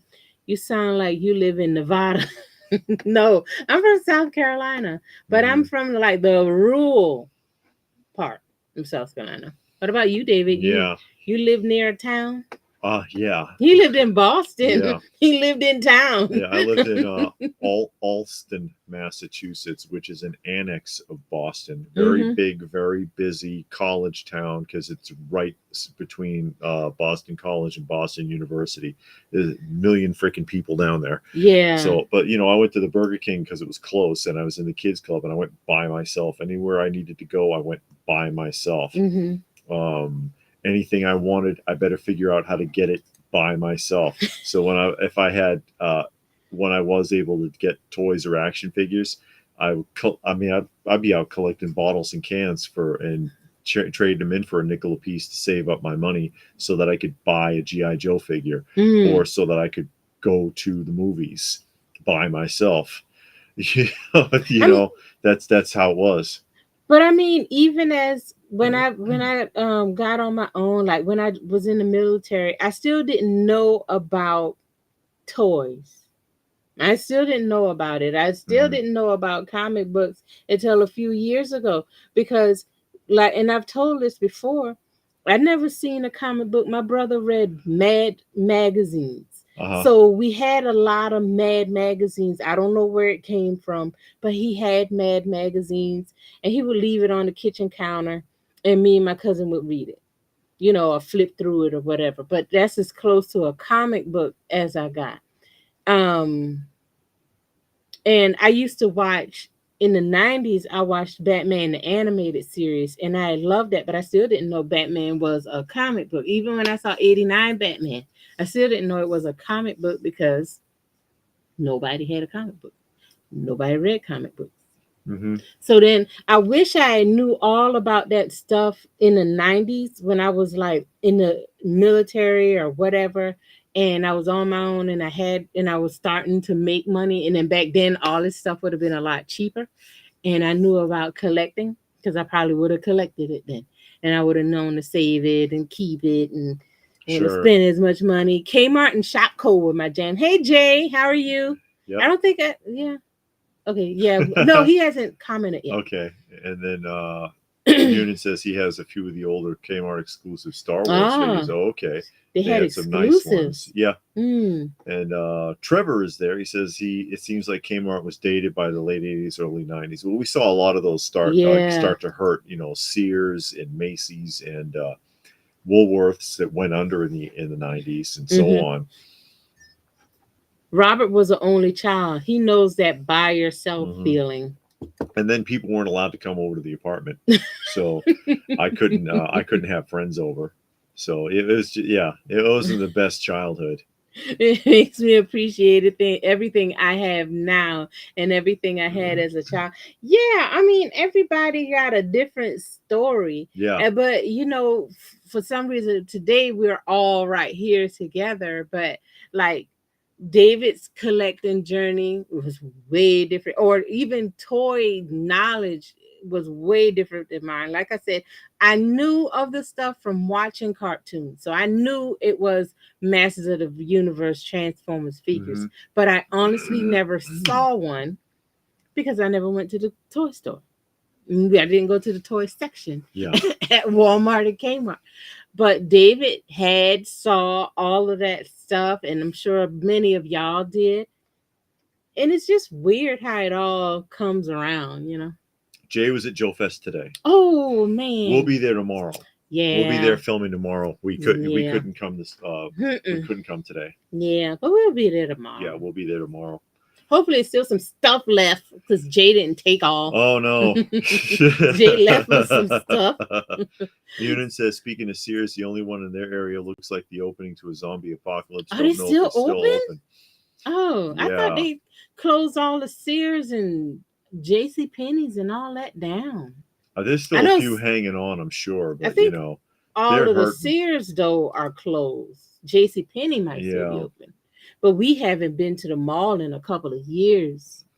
Yeah. Yeah, I think I remember the no, because when we were at the daycare center, we went to the mall, but we only went to the food court. Yeah. But to actually That's all they go cared to the about. mall and walk around, because we used to go to the mall to people watch, and we haven't done that in years. I remember the last time we went was they had that car show. I had went to pick up a figure from somebody. We met. I don't remember. I think it was a strawberry shortcake figure. Yeah. And met this guy on Actually. Facebook Marketplace, and we met up at the mall. Then it was a car show and we walked Mhm. around. You met David and everything changed. Yeah, because I didn't collect at all. Well, okay, I had collections of other things, dishes and figurines, but not toys. And then David brought all that. I like the dog behind you. Where is he from? Robert Robert missed already the asked that whole question. story.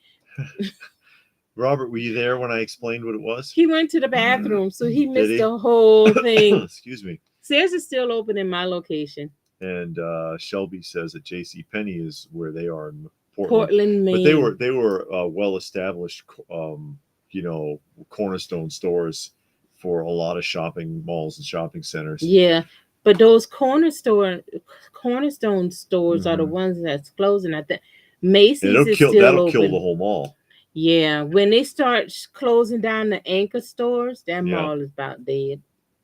yeah. Macy's is still around. We still see the commercials for Macy's, but we ain't been Hmm. to the mall. I know the mall that's near us, nearly all of the anchor stores are closed. The last time we was there, J.C. Penney was still open, and they were the only anchor store left in the mall. Yeah. Everything else had closed. But that mall had a lot of shootings. It did. Well, I remember when it opened up, and it was nice and it was big, and they had a lot going on. They had like restaurants, because they had like this courtyard area where they had seating, so they had the restaurants like facing that way, and then they had outdoor seating Yeah. and the movies, and they had other events at the mall. But then they started all this shooting. They would shoot at the movie theater, and then they had shut the movie theater down for a while. I don't know if they ever opened it back up. And then it just had shootings at the mall. Yeah. And then stuff started closing down. The anchor stores left. And like I said, J.C. Penney is like the only thing still left. Last time I went to the mall, I was the only person throughout the whole place who even bought anything from what I saw. Says Munin. The last time we were there, we saw those robots. You know those. Yeah, they got those drones now Yeah. that patrol. Yeah, and then it was a bunch of police following them. They were following the Uh drones. huh. Like, Yeah, that's the security detail for the yeah. drones. So And the drones got security. Elite Action says he had Duke and he gave it to his little girl. Oh. Well, the little girl loved animals, so she's gonna take care of it. Get her a stuffed animal. Yes. And Robert says he missed it. He had to answer the door. Shame on you, Robert. What the hell? No, this is again. That's Duke. That's Duke. Like 1974 Kenner. And it is a 1/6 scale action figure of a German Shepherd, and he has 8 points of articulation, including his mouth. His jaws do open and close, so he can bite you. And he was sold like this, or with a little wagon that he can pull, a little sled or something, and also inside of a play set. He had like his little mountain hideaway, like little bunker that he hid in, because he was a rescue dog, and I guess he didn't need anyone else, so he could just be a rescue dog. So how he got the information to go rescue somebody and where to go? Inside his little cave, there was like a periscope and some other stuff. So he's on the lookout. He was on the lookout for in case there was danger. And so, yeah, Duke's tough to find, especially if he's His still. tail about to fall off. Well, no, it's just it's loose because it's supposed to be strung to his jaw. And so when you, Strong to his jaw. yeah, so when you pull the tail down, his mouth would open. But you pulling the tail down now and that mouth not opening. Yeah, because the connection came loose. Mm-mm. That's why the tail's loose like that. And that's pretty common with Duke for the tail to for the jaw and tail connection to come loose. And I don't want to take them apart. No. But yeah, Duke, any packaging for Duke is pretty tough to come by. Yeah, Kim, I mean, it has drones, not the flying one now. The It's ones these big old robots on wheels. They look like Daleks from Yeah. Doctor Who. Did believe in Woolworths went under. They were such an institution. Says the Andorian. Andorian. What Yeah. is that? It's from Star Trek. Oh, should have known. Mhm. Hey, Andorian, how are you? I don't think I remember seeing your name earlier. And Look then good next to the 1/6 six scale scale snake eyes. They also did not Kenner, but so who did the Lassie? Someone else did a Lassie in the same scale. But yeah, Duke is often put either with Steve Scout or GI Joe because they're all in the same scale. Yeah, the Payless clothes around here. That's where we got the majority of this stuff from. Yeah, we got the when the center Payless displays from Payless. Yeah, and the those shelves we got them from Payless Mm-hmm. because they were closing down, and we had went in there and asked them if they were selling the stuff, and they said yeah. He looks like one of the Marx toys, like the elephant behind you. Yeah, he's not from Marx, but you know that there was a lot of that going on. They wanted to try there, and I always wondered if it had anything to do with the show. There was a Duke show, Oh, was it? and it had a comic book. I think Gold Key. Mm. I could be wrong, but it was a police dog or something though, and I was like, I don't know if it's the same one. Duke's was a pretty common name for a dog back then. Raccoon says, "Mall robots, no thanks." I saw a chopping mall. Well, these are like I said, they're shaped like Daleks, and they have weird functions. Although they tell you that they don't use the functions. Like it could fire a taser, or it could like spray aerosols, like mace or something like that. Mm-hmm. And it has an olfactory sensor, so it can detect smells. Like some of them are supposed to be able to detect the smell of like marijuana, for example. That's everybody at the mall. Yeah, everybody at the mall. Well, the robot can freaking do it too. So, but it's a big, heavy thing, and you're not going to tip that over a big freaking Weeble. Yeah, and it just rides around, and it's huge, and you really got to kind of almost squeeze by it because at the mall they got the upper level in the little platform, and it goes around in a circle, and it just keeps going around in the circle. And then when it's time to charge itself, it goes to its charging station and swaps with another one. Yeah, in another one. So you might have I think ours. Well, the one near us, two of them were roving at one time. Yeah. So you had two roving and two were on the charger. Yeah. And then we saw it when one of them put itself on the charger, and then the other one kind of woke up, I guess, and then started doing his patrols. Hey, Gilgamesh, how are you doing tonight? Hope all is well with you. And there was a security detail, but the security detail was there for the robot. So if the robot had a problem, it would put out the call. And this mall, those guys, they look like a SWAT team. It was not mall security. No. This was an armed detail with body armor and everything. Oh, thank you, David. Oh, wow. I don't know. He said it was 10. I don't know. Oh, how that's gonna go.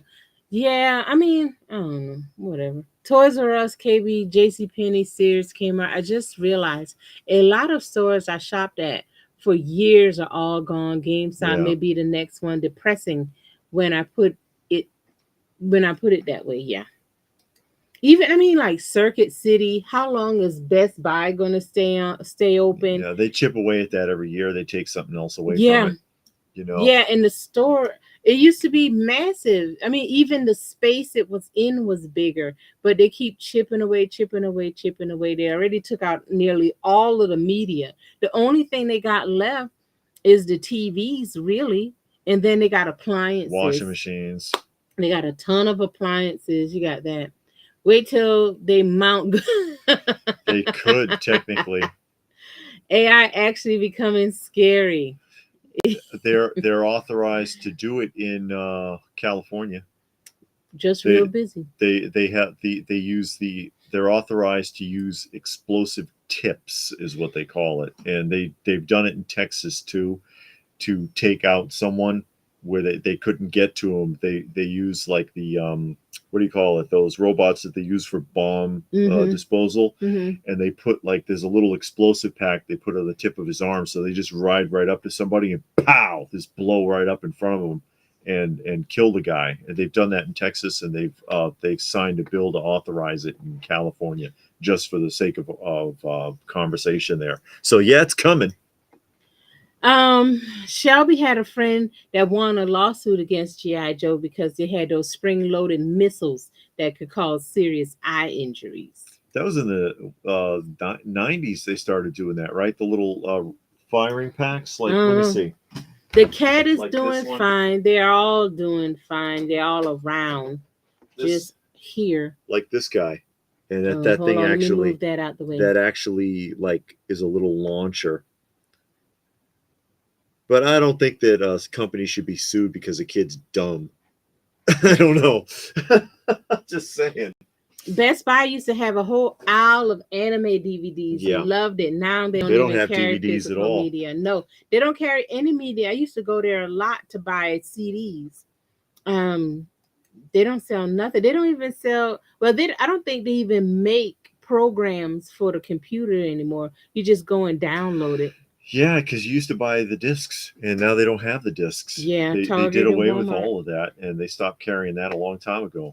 Yeah, they're the only ones that's left now, and that I don't think they're gonna go anywhere. But then they don't always have what you want or need, or the quality isn't that great, or whatever. I don't know. It's just all getting weird. And Munin says, forgot about Circus City. Best Buy had some great anime exclusives. Oh yeah, that's. Did you read that one? No, Oh, at least they have collectibles. They they're do in still bad have shape. collectibles Yeah, though. they're beat up. Yeah, they're not, collector grade. Night on. Hey, good Oh, night. Thank Severus you for has to hanging go. out with us.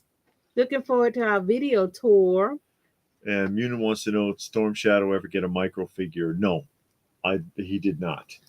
Because I did that showcase the other day because I've Mm-hmm. got the third annual GI Joe convention micro figure complete set from Mm-hmm. 1994, Mm-hmm. and no, they did not do Storm Shadow.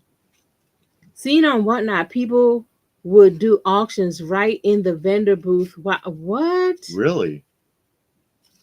Wow. What? Are you ridiculous? You got stuff right there. Well, you may as well have stayed home. You may as well have stayed home. Who does that?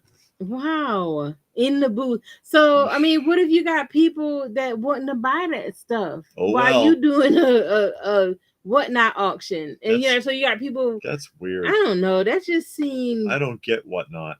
I don't. I went on there to look around. Um, and they allow you to look a little bit, but not much. You got to open up an account to really look. So, Yeah. but I went on there just to see because the only thing you ever hear is comic books, but they sell a There's a lot lot of of other stuff. stuff. Yeah, a lot of other stuff. But you And got to have, people are either apparently doing really well or getting screwed. yeah, yeah. And they're mad all the time. I've heard some people tell some great stories.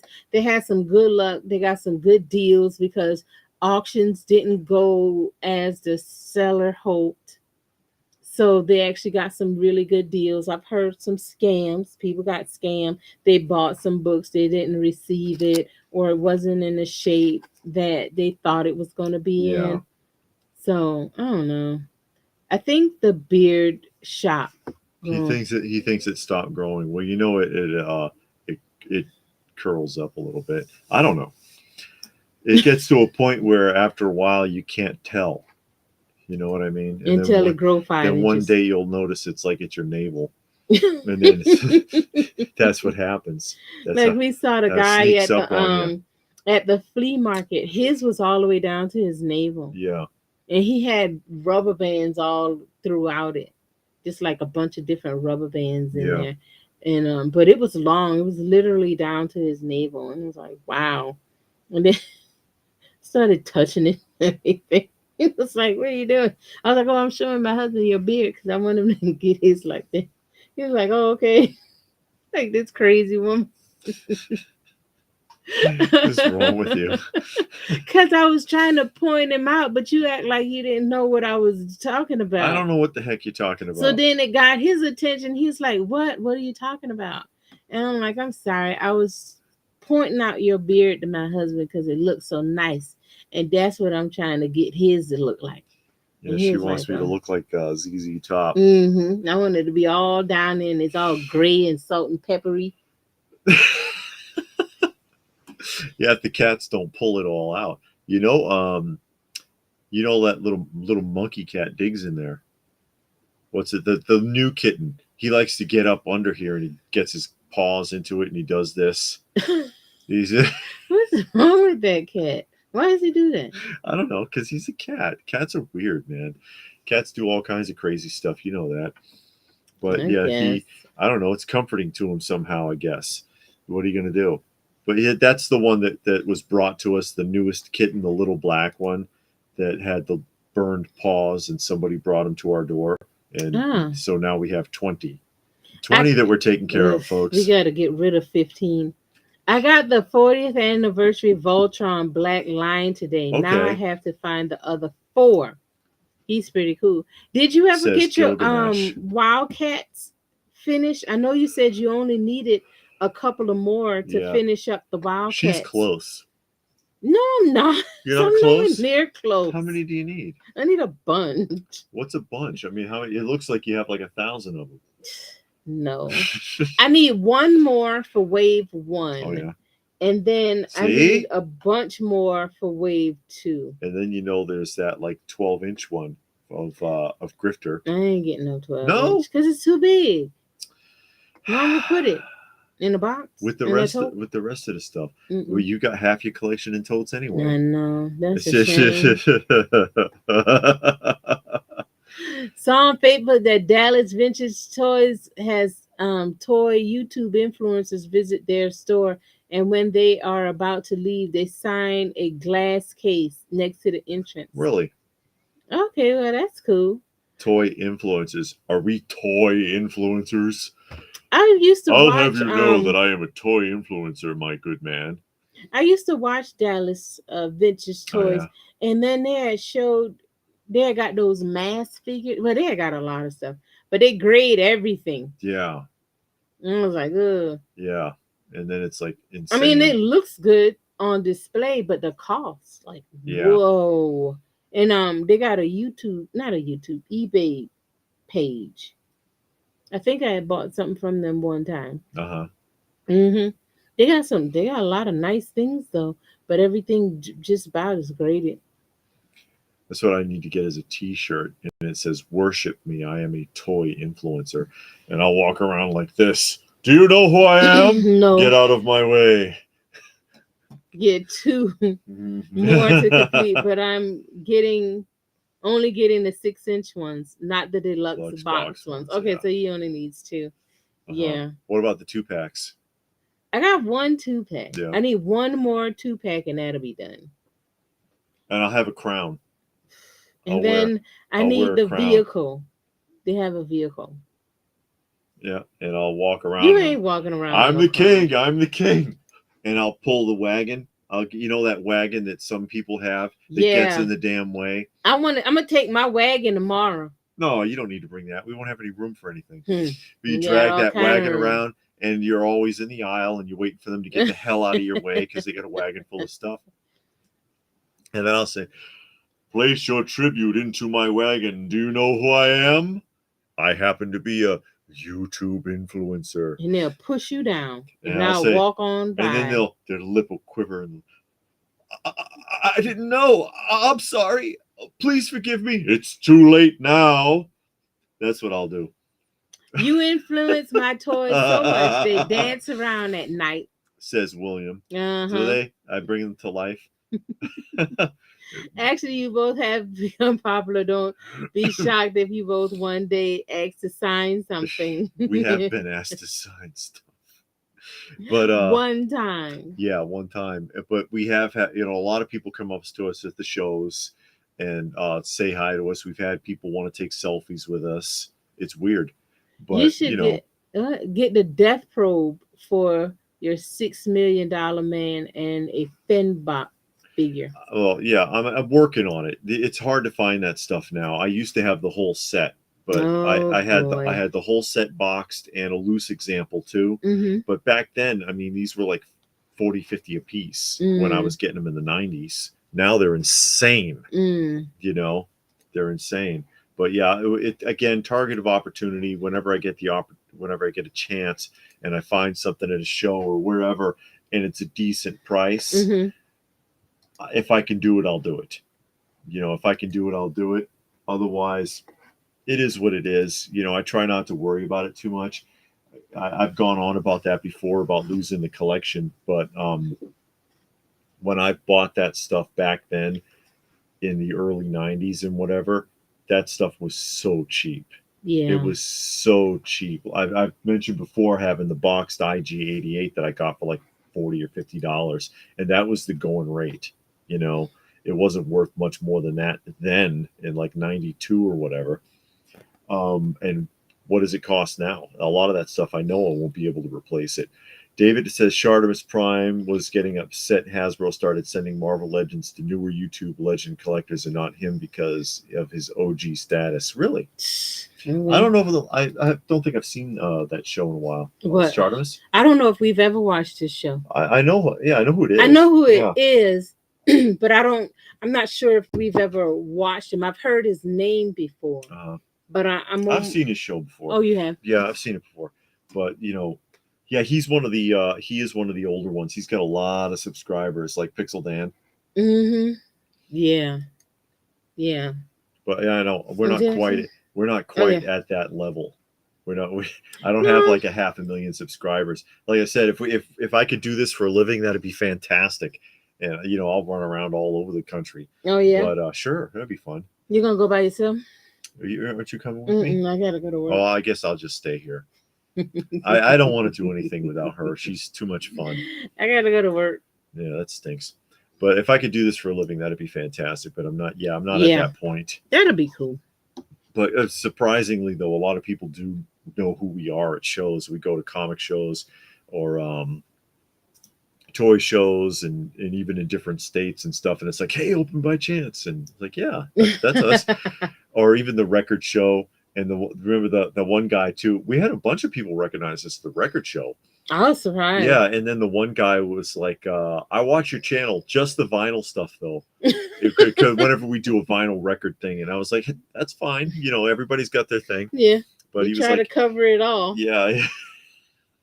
We haven't got any record pickup in a while. No, we haven't done a record pickup in a little while. No, we haven't gotten any records in a while. But yeah, we have plenty. I still got to get back to that jukebox. I got to get it into the house so I can finish working on it because I can't work on it in the garage. Now we had a lot of luck when we were doing record buyouts, but we can't get a comic buyout to save our life. We tried, because we've done a couple. We've had a couple of, and we've shown them. We've done a couple of boxes. Yeah. We didn't do a full on like reveal like Nostalgic Pod Blast is doing, showing every single book, but we did show our hauls. Mm-hmm. But yeah, that doesn't come to us too often.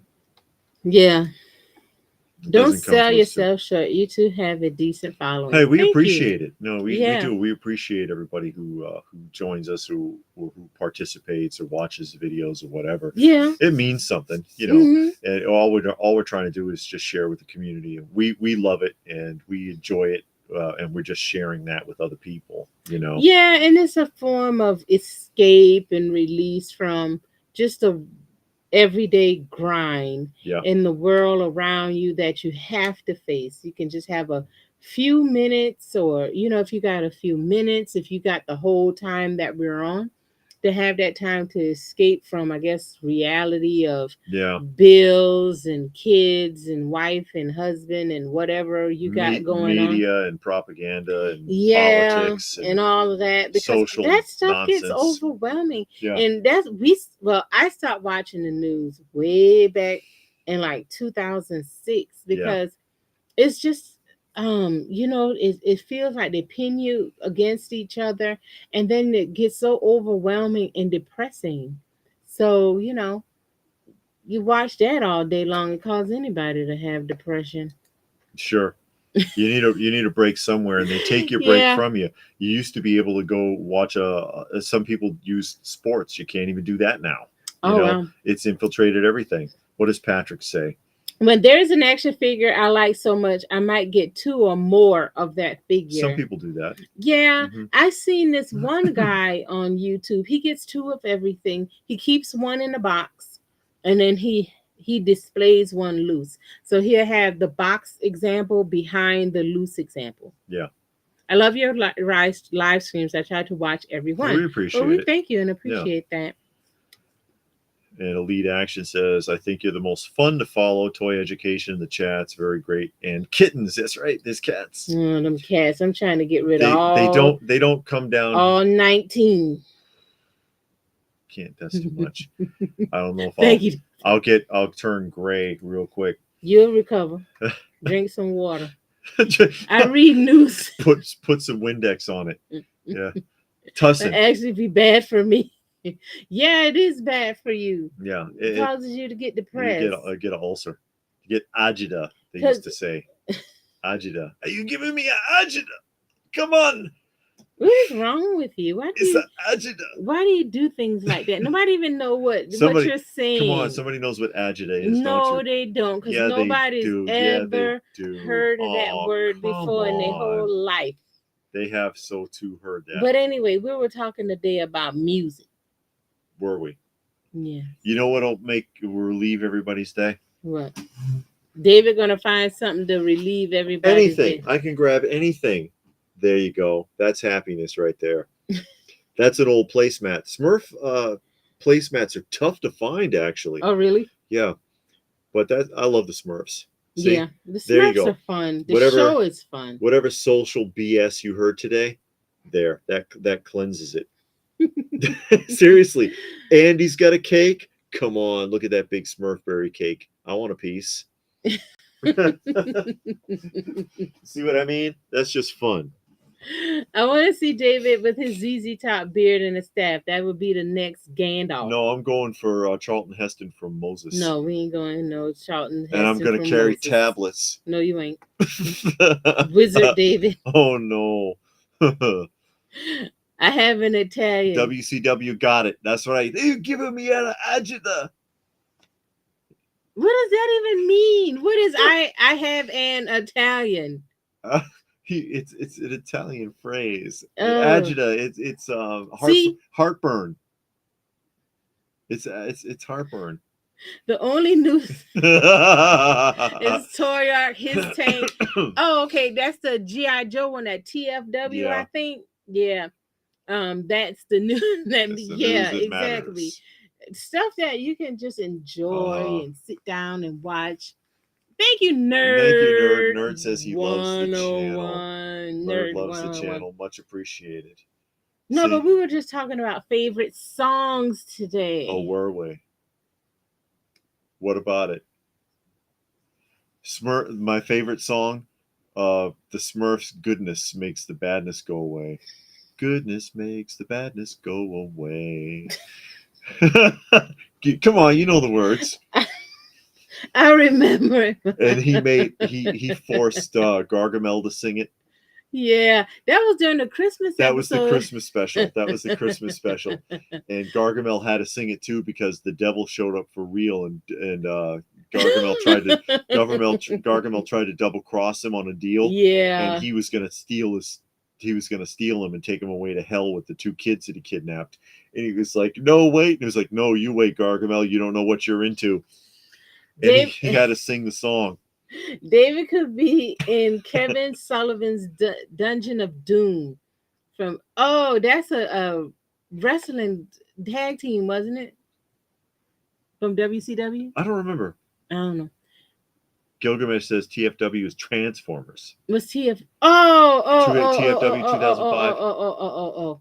You know what I'm thinking about? I know what I was thinking about that. Hooded Cobra Commander with a lot of numbers behind it. I think he ended his channel though. I don't remember. I think we went well past songs. Oh yeah. Did we? Yeah, and he says WCW says correct, upset stomach. That's right. No, Robert, we are not going to talk about that. We forgot about it. He said that because I said I was going to carry the tablets, like, but you to watch out because I will throw those tablets at you. Yeah, Moses threw the tablets because if you will not live by the law, then you will die by the law. Oh and I'm going to throw the tablets.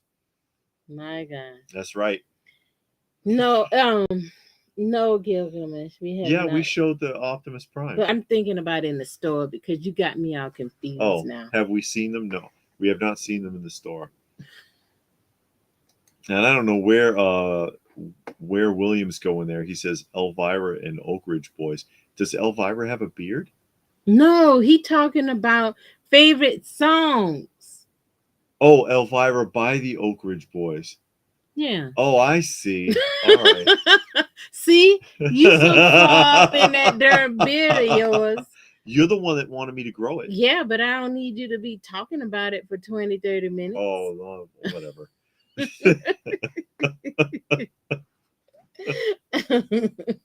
That's what we were talking about today, but favorite it don't matter anymore. Sure it does. Because David done messed it all up. I didn't mess anything up. How about Kashmir by Led Zeppelin? That's a really good song. Yeah, I like Stairway to Heaven better. Though. Stairway to Heaven. How's the juke? Now, Robert, look here now. We just talked about that. He had to go answer the door. There's a lot of Jehovah's Witnesses in his neighborhood.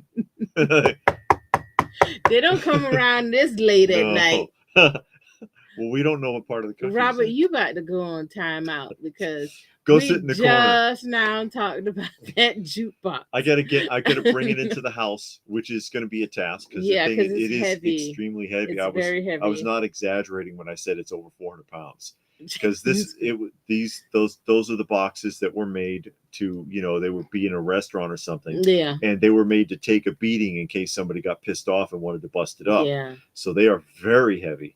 And so we got to get it into the house so I can finish working on it. I got the lights running. I got the little bill changer running. But, I can't really work on it in the garage. So I'm going to get it in here and we'll put it next to our record shelves or something in the living room. I don't want to bring it downstairs. No, God, no.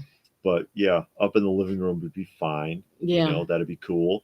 David says Dungeon of Doom is a staple. They had also Paul White, the Giant apart, if they would feud with Hulk Hogan. Mm-hmm. And Gilgamesh's favorite song is all Japanese. Okay. Japanese groups. Not sure how many people would know them. Well, yeah. Yeah. Because your favorite song or group or whatever, even movie and TV show changed by, so I know songs can change by the day. It depends on what you're listening to, what you want. Or how you feeling that day. Or there's soundtracks. Yeah. And there's other types of songs. Like I like the soundtrack from Star Blazers. I like the soundtrack from what is it? The Black Hole. Mm-hmm. The soundtrack from The Crow. Yeah. I like the soundtrack from heavy metal. Yeah, I don't know if I have a one very specific or song per se. We were listening to Blue Oyster Cult a couple of days ago. Yes, because we sit and listen and an older one, not Godzilla, because William he said Godzilla invokes Godzilla. Mm-hmm. It was one of their earlier ones. I think it was the one with that one had Don't Fear the Reaper on it. And it was so weird listening to the other songs because the whole style of Don't Fear the Reaper is different than the rest of the songs on the album. It's like that song came out of the middle of nowhere. It's like, where'd that come from? The whole style. What's a good example of that? Manhattan Transfer. What song? You remember, they're the ones that did Twilight Zone, right? Oh yeah. If you ever listen to the Manhattan Transfer, and you might remember, it's a disco song. Here in the twilight, da-da-da-da-da-da. It's a disco song. It was a really popular disco track in the 70s, Mm-hmm. Twilight Zone by Manhattan Transfer. But if you listen to the album, they're crooners and they sing songs from the 40s, Mm. big band stuff. So Mm. they go, Boogie Woogie, Bugle Boy of Company B. And then the whole album's like that, like you're in World War II. And then suddenly you're listening to like one of the number one disco tracks of the 70s. I was like, what the hell did this song come from? What are you doing? I don't get that. K Munin taste in music changed as Mm-hmm. he gets older, but he don't listen to no modern stuff. Yeah. Him and Gilgamesh need to talk because they both like Japanese bands. Yeah. I don't like anything modern now. If I used to watch like The Voice, and that was the only way I would hear a modern song, or um on the TV commercial, you'll hear a song, you don't know what the words are, so I would look them up. But I And don't then it's listen. really offensive. Yeah, and it's like, why do you even have this song in this commercial? Because it's very, very vulgar, or it has nothing to do with the product that you're selling. And I understand what they do. They take a phrase out of a song, and then they only use that clip because that one phrase, or sometimes it's the chorus might The kind of hook, the wanna, song's yeah, hook. Yeah. might kind of wanna fit the product. Yeah. But it's like, yeah, but if you put it in context and listen to it as a whole, it doesn't go. And Gilgamesh says fixing a jukebox sounds like a cool project, and he's working on a pachinko machine at What's the a moment. pachinko You know, with the machine? little metal balls and a Ping drum. pong? No, Oh, like a plinko. It's like a pinball machine, but it's standing upright. Is that the right one, Mm. William?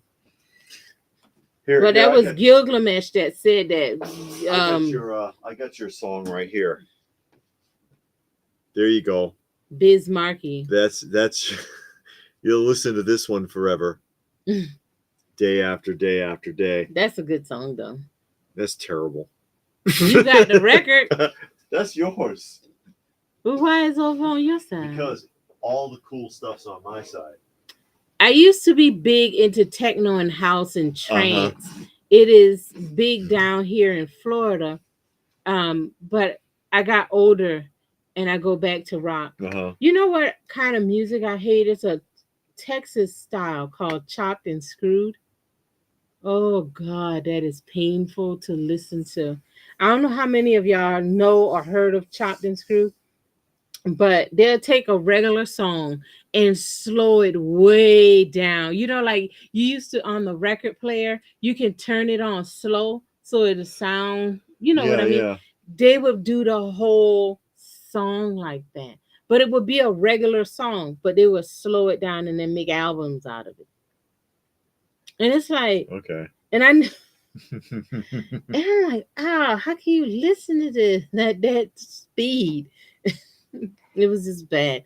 I like modern, but not American modern. Bandmade is one of my favorite Current bands. favorite bands Current for anyone who favorite. might know them. And Mm-hmm. Gilgamesh confirms that, yeah, pachinko is the vertical pinball. That's what I thought. Modern TV, yeah, I agree with you Yeah. 100% with that. We don't really watch a lot of modern No, TV we or watch movies. vintage stuff. Yeah. So we watch a lot of vintage stuff. Mm-hmm. And then Munin says, Bismarcky, I don't know about an album with a grown man crying on the front. Gives off the wrong vibes. Yeah, well, but she told him he was just a friend. It fits That the was the thing. song though, so Or it's friend. You say he's just a friend. He sounds terrible in that. It's awful. And they made a video. Oh yeah, I do. See, David's heard it. He says it's wild, like and it sounds like demons rapping. It sounds awful. No, I don't know nothing about that. I you don't know you nothing ain't about missing that. nothing. Well, that's quite all right. That is quite all right. There's plenty enough good music to go around. I don't need to hear anything modern. I don't care. There's stuff that goes way Oh, back that we probably would love that we haven't even heard yet, because yeah. there's so much that's been produced from the 40s Mm-hmm. all the way on to the 90s. I love So doo many wop. decades. Yeah, see, Yeah, I like doo wop. and there's so many decades worth of music and thousands of albums that you Yeah, can dig through and find something that fits, that suits you. yeah, You don't need to constantly be looking for the next new thing. And the same thing goes with the TV. You hate the modern TV? Guess what? There's decades worth of television shows, yeah. and most of them are better than anything that's on right now. You get TV shows from the 50s, 60s, 70s, 80s, and even 90s. So you have 5 decades worth of shows, hundreds of thousands of hours of programming. You can find something. Not all of it's great, No. but you can find something that'll fit you, that you don't have to watch or um, be crushed under the weight of somebody's agenda. You know what I mean? So yeah, or movies. I don't have to go watch a new movie. There's thousands of movies It is from two new movies I want to watch. from various decades. I know, but most modern films, because I put that up on the Facebook group, and it was like, here's the list of the so-called blockbusters that are coming up for 2024. Mm-hmm. Anybody interested in any of these? Personally, I really wasn't. Maybe the Batman Part Uh-huh. Two, Because we're but gonna go see it's that. been pushed back, Oh, and the Joker. I don't know how I feel about that We don't know. with You can't be all like that. Lady Gaga being in there, because I really don't like her. You You don't know, know nothing. We well, had to go see for yeah, ourselves. We got well, to see we'll it for see. ourselves. But there you are. Gilgamesh says he just finished the Fallout series on Amazon. It was one of the few good news shows they've seen in a I've heard while. that that show was good, and we have Amazon Prime. We could check it out. Check, see 1 or 2 episodes, see if it's doing anything. But yeah, we just look at whatever's on. Munin says you'd think with all the college educated writers they could write a modern show that isn't terrible. Nope. No, Well, the thing is that they're not coming up with anything that's original, and they're looking at it only in terms of a franchise, and so there's no passion. They don't care. They don't care about what they're writing. Elite Action Joe. Yeah, he says nothing new is interesting. 50s, 60s rock and 80s punk, even 70s soft rock and ballads, but new is yuck. Yuck. And these streaming services seem to be horror heavy. Yeah, Yeah. but if you look around, they are a lot of Mhm. other stuff. But it seemed like the stuff that's coming out is horror and thriller. Yeah, thriller horror movies. That seems like all they make. Yeah. It's like make something else. And then by horror they mean they're going to be messy and gory and nasty. Yeah, and And just killing and and blood and blood. that's just not interesting to me. I don't want to see that. Yeah. And you can have a great thriller without that. Look at the original Halloween. There isn't a drop of blood in that movie. It's all implied.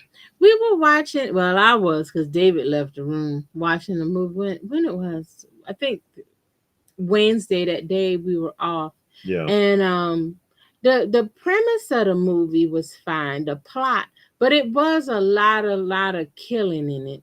It was at the beginning. It was messy. Well, no, it kept on going. Yeah, it was too much. I don't want to see all that. Yeah, but I liked the plot, and I wanted to see where they were going, because they were doing some experiments on some people, and the girl, she had escaped, and she went back and killed the 2 people that held her prisoner. That's why she killed them. But then she ended up killing their kids too. And the kids didn't know what was going on. Yeah. It was the parents that was doing all of the torturing and stuff. Yeah, that when she goes and blows away a 6-year-old girl with a shotgun. That girl was not 6. However She was old, like 15. No, she wasn't. Yes, that was a little girl. The boy was like 15. The little girl was a little girl, and she was hiding under the bed crying. There was a different girl. Well, she shot her with the shot. She blew her away, and when that happened, I was done. I didn't want to see anymore. Anyway, You weren't even paying attention. I You're gonna was go on paying and on. attention because you were so mad, darting back and forth. You didn't see what was going on. But no, yeah, I mean, they can make movies without a lot of vulgarity and just unnecessary gore. Gore and blood and guts, and yeah, they it's not necessary. It could be implied, and you can get the Yeah, message across. Like I said, Halloween, there's yeah, no blood in it. mm-mm. You know, the first one, Yeah, they didn't do it. They didn't need it. It didn't need it the way that it was done. It made sense. mm-hmm. You don't have to use all that shock value all the time, and then you desensitize people to it. You know, you use that. People watch that constantly, constantly, constantly, Mm-hmm. and then they start to not care. You know, Mm-hmm. it doesn't work anymore. That's when you end up with like that gore porn, the as they call it, that gore porn. Yeah, it does. It's like let's one up. Let's see the next step and keep pushing the envelope, pushing the envelope. Well, like I said, you know, what they're doing is setting the bar lower. Instead of setting a higher standard, you set the bar lower. It's easy to Mm-hmm. crawl under a bar and keep getting dirtier and dirtier. Mm-hmm. It's harder to set a higher standard and go over it. And I don't see very many high standards being set in media anymore. Mm-hmm. Even news.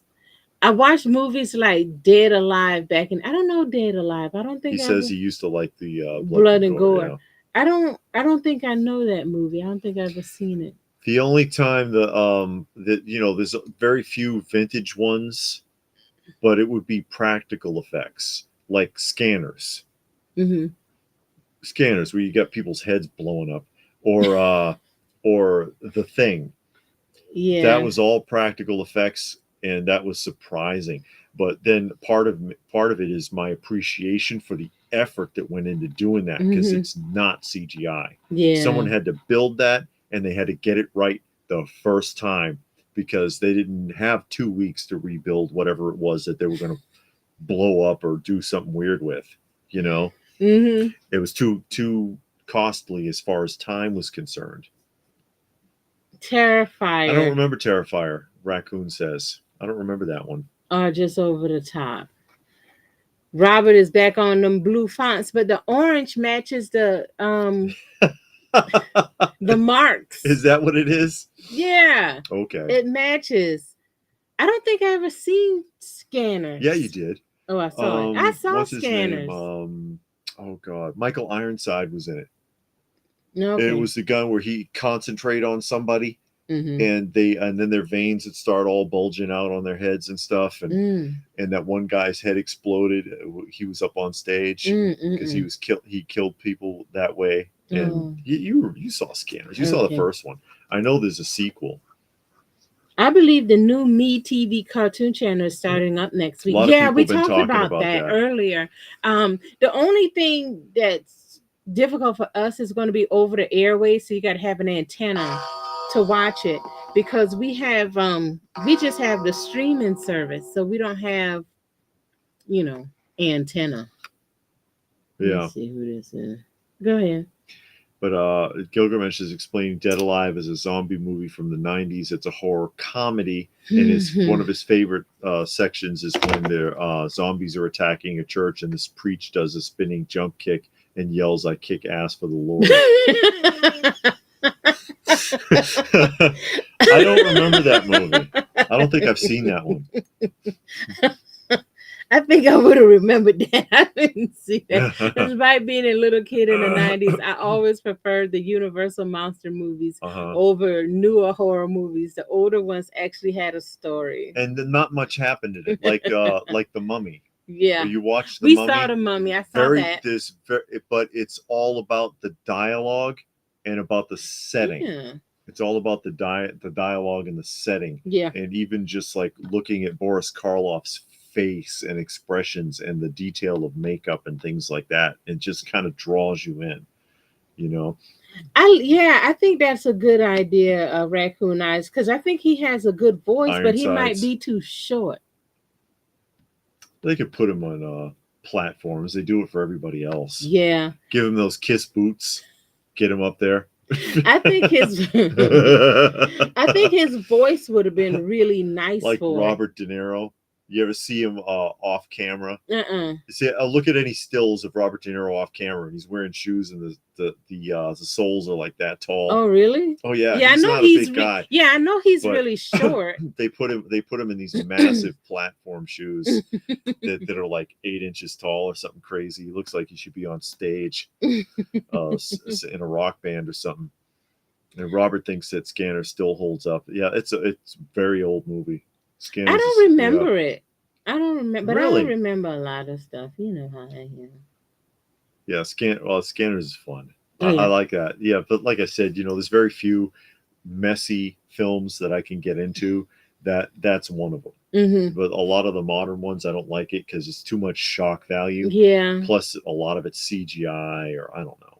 Yeah. They do a lot of CGI now, especially digital squibs. That's one of the things I heard about with the new Bad Boy films, because they used practical effects in it, including actual squibs, Oh, which okay. are the bullets. Yeah. When you get shot, they actually were wearing blood pack vests Mhm. and stuff. They wanted to do it like an old school 80s or 90s film. And I was like, okay, I get it. And the premise is goofy, Mhm. but what I've heard is the film is fun because it feels like that kind of film, and it fits with the others Mhm. in the series. Because I could watch Commando all day. That Right. Commando, it's a goofy movie. The guy kills an island by himself, but it's fun. It's just fun, and I love when he refuses to cooperate in the beginning of it. When they kidnap his daughter, he's like, "We have your daughter, so you're going to do what we said, right?" Mhm. Wrong, and then he shoots him. It's just a fun movie. It's fun and silly. I never heard of visiting hours. I'm gonna look that up. He stalks a lady in the hospital. Uh-huh. But wasn't I don't know if he? I saw him in Visiting Hours. He was in V, the TV show. Yeah, he was in V. Mhm. He was good in that. And then he was in Wishmaster. Wasn't that him? No, in that's not Wishmaster? him. Mm. He's not in Wishmaster. He Mm. was in Total Recall. He Mm. was the bounty hunter in Total Recall, Okay. chasing Schwarzenegger around. Oh, okay. But yeah, he was in a lot of stuff. Mm-hmm. Ironside's got Is he around. still alive? Yes, the last thing you saw him in was the one with what is his name? The guy who played Batman, and he was super skinny. He kept losing weight. Oh yeah, the mechanic. The mechanic, yeah. Christian Bale. Christian Bale. I couldn't think of the name. Mm-hmm. He was in that. He was the guy that lost his arm. Oh, he was the one that lost his arm. But he's gained a lot of weight now. Yeah. Ironside's Well, got he big. old now. Well, still. When you you can get be older, old. You can be old. Start packing on them pounds. You don't have to. No, some people do. Munin likes Commando. It's just fun. Commando is fun. It's silly. It's ridiculous, but it's fun. It's kind of like Siberian film. Watch it. Serbian film. Watch it. Write it down. It's the same. It's the same as like with Rambo 2. Mm-hmm. The first Rambo was a solid drama. I like the first Rambo. The first one was a solid drama. The 2 and 3 were like shoot 'em up 80 films. Yeah. 80s films. And then 4 was a drama again. Mm-hmm. 4 he got serious again. That's when the girl went to Mexico. No, she shouldn't have went to Mexico. That's 5. 4 was the one with the Christian missionaries. Oh yeah. And he's like, "Don't go down there. Don't go there. They didn't listen. I'll bring you, but it's a mistake." And they were all mad at him for saving them from the pirates. And David says, "I wonder if you guys will see a Transformers Siege Titan Omega Supreme tomorrow at Joe Fest." I don't know. You never know. I'm gonna be looking for Starstream Visiting Hours with William Shatner and Michael Ironside. Oh yeah, let me write that one down. Okay. Visiting Hours. And Gilgamesh says he likes Ironside and Sequest, even though I preferred this. Oh yeah, he was the one that came to visit on the submarine, right? I don't think he was. I'm trying to remember. I saw Sequest when it came out, but I don't remember. Isn't that a TV show? Yeah, Sequest. Okay. Playmates made action figures of it. The Dolphin was really tough to find for a while. Is it really expensive now? Nope. Those figures are not worth much now. Oh, so that can be in your cheap figures. Yeah, I think I mentioned it. Oh, did you? Sequest and the Playmate Star Trek and a lot of the stuff that Playmates made, the Skeleton Warriors, Yeah. they're not worth a fortune. Munin wants to know if the tour will be up tomorrow or after. It depends on how long it is. Yeah. Most probably Monday though, Because there's a because lot of editing involved. yeah, and then So we usually do the little bit at the end and all of that, and then he has to, like he said, edit because there's always a lot of people around, so you got to start, stop, start, stop. You walk yeah, and you catch somebody back and all of this stuff. people get in your way. Yeah. Or they say something weird. You don't want people to hear it. but yeah, any of the videos I put up, there's a lot of editing involved. It could take hours sometimes to Yeah. do some of these videos. Yeah, but we try to bring the best experience and make sure that we cover everything, and that We try. yeah, we try. And but without it getting too long. well, the one thing when you go to these shows, especially the bigger ones, it's a lot of people there, and you got to navigate around those Yeah. people, because you got some people who think, oh, let's just stand in the middle of the aisle and talk. So then you can't really get around. You're like, excuse me, and then kind of get around them because they don't move. Yeah. And then, like David said, they carry the wagon, and then the wagon sits in the middle of the floor, and then you got to get around that. Yeah.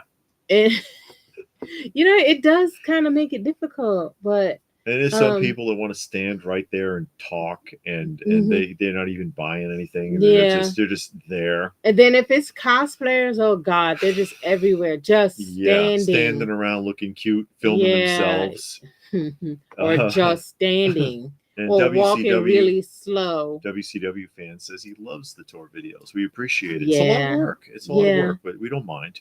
Forget about editing. Forget the work put into it. Just film it raw. That's how you end up with a lot of those videos you see where people, they film in like their feet, and you see them walking around, and then they look up at something and then look around, and they film in people's backs.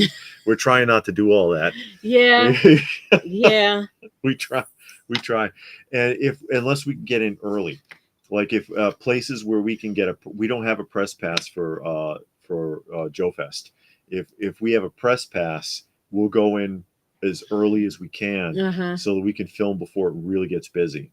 Yeah. And then you can see more stuff without getting blocked and all of that. And then sometimes the noise is less, so you can hear. And then we like to talk to the vendors. Sometimes the vendor is really busy and you can't talk to them, but if they're not busy, they usually like talking to you, so we like to talk to the vendors if we can. So we'll see. We'll do what we can. Yeah, we'll do what we can. That's all you can do. That's all you can do. Mm-hmm. And that Saturday, today it would have been really busy because the midday. Friday, Friday depends. Friday's not so bad. Yeah, because it usually starts late, like 5. Yeah, or 8 o'clock or so. Yeah, 5 or 6. But the Saturday is usually when it's jumping off. Sunday slows down again. Yeah. Sunday it slows down again. But then also, like I said, if we're gonna pay for admission, then Sunday's the better bet, because even though there may be some stuff that you might have missed, because there'll be a lot of selling or trading, then you'll get a better deal, because again, people don't want to pack that stuff up. They don't want to take it home again. They're trying to get rid of everything, or as much as they can. You're going away with less than you started with, unless you bought somebody out, which does happen. Yeah, we've seen that a couple of times where person like, I sold out my whole booth. Yeah, sold out the whole booth. It does happen. There's some dealers will take a shot at it. I just what I don't like is when it happens before the show, which we have seen, where the guy is packing everything up, and instead of putting the stuff out, and it's like, oh yes, so and so bought my table out, and it's like the show hasn't opened yet. I think it's just better etiquette to do it after or later. At least let the show go on for a while, and then come up like, hey, would you be interested? And I've seen dealers do this. Mhm. Would you be interested in clearing out your stock? Mhm. We got a couple hours left. Would you be interested in just selling this in bulk? Do you have some, can we, and that's cool. Mhm. But before the show starts, you remember that one guy made you mad that year, and that was at the Kane County, Mhm. and because he had advertised that he had this huge collection of 80s Masters of the Universe Mhm. carded figures he was bringing in. Mhm. And when we got there, he had sold all of his Masters to a dealer before the show opened. Oh yeah. And it's like, so you put it out there that you were bringing like 50 carded Masters figures to the Mhm. show, and then the show opens, and all the people you advertise that to now aren't going to find them No, you because sold them all. you sold them all out to a dealer for a bulk price. And it's like that kind of sucks. Yeah, Actually, that, and especially with something like that, you would probably get your asking price for each figure, and it yeah, would be more. 9 times out of 10, it's going to be more than what you got. because you're not selling to another dealer and breaking the bank. You're Yeah, you're you're taking a hit. yeah, But sometimes it's worth it just to clear out your stock. It depends on what you're getting rid of, yeah, because it's like, if it's often the product, the space it takes up is worth more than what you have. yeah. That space can be very valuable. So if you got a bunch of stuff and it's been floating around for a minute, and you're like, yeah, all right, shoot me an offer, and Hmm. let's just, this is something else I don't have to worry about. Yeah, it's like that guy we saw at the last retro toy swap. He just wanted to get rid of his figures. He didn't care. He wanted them out of his house. He wanted to clear He was out. selling like $5 a Yeah, piece. he was selling it Yeah, $5 a piece, and if you looked like he was interested, he was taking off of that $5. He yeah, just wanted them gone, and he wanted it admitted gone. it. He was like, "I just want it gone. I don't want it. I'm not gonna." And he said, "Hey, can you do something with this sheriff?" And he's sitting Yeah, there scratching the $5 off and putting $2 and $3 on it. Like, because man, he just wanted to clear it out. yeah. And he said as much. I'm clearing it out because I'm going to Joe Fest, Yeah, and I want some money. So you find good deals. yeah. Munin says vendors taking a hit and selling in bulk sounds like they just don't want to be bothered anymore. That could be it, or they need the money. Yeah, sometimes you just Sometimes they need the just money. need the money. Yeah. They went out there to sell, Hmm. and they've got to get rid of it. Yeah. They've got to clear it. And unfortunately, if that's the case, another savvy vendor can take Hmm. advantage of them. And Yeah. we've seen that too. We saw that one guy. I thought he was going to cry. Yeah. It was a show a couple of years back. He Hmm. was so upset, but he sold his entire section out. But Yeah. he was not happy. But he Yeah. needed the money.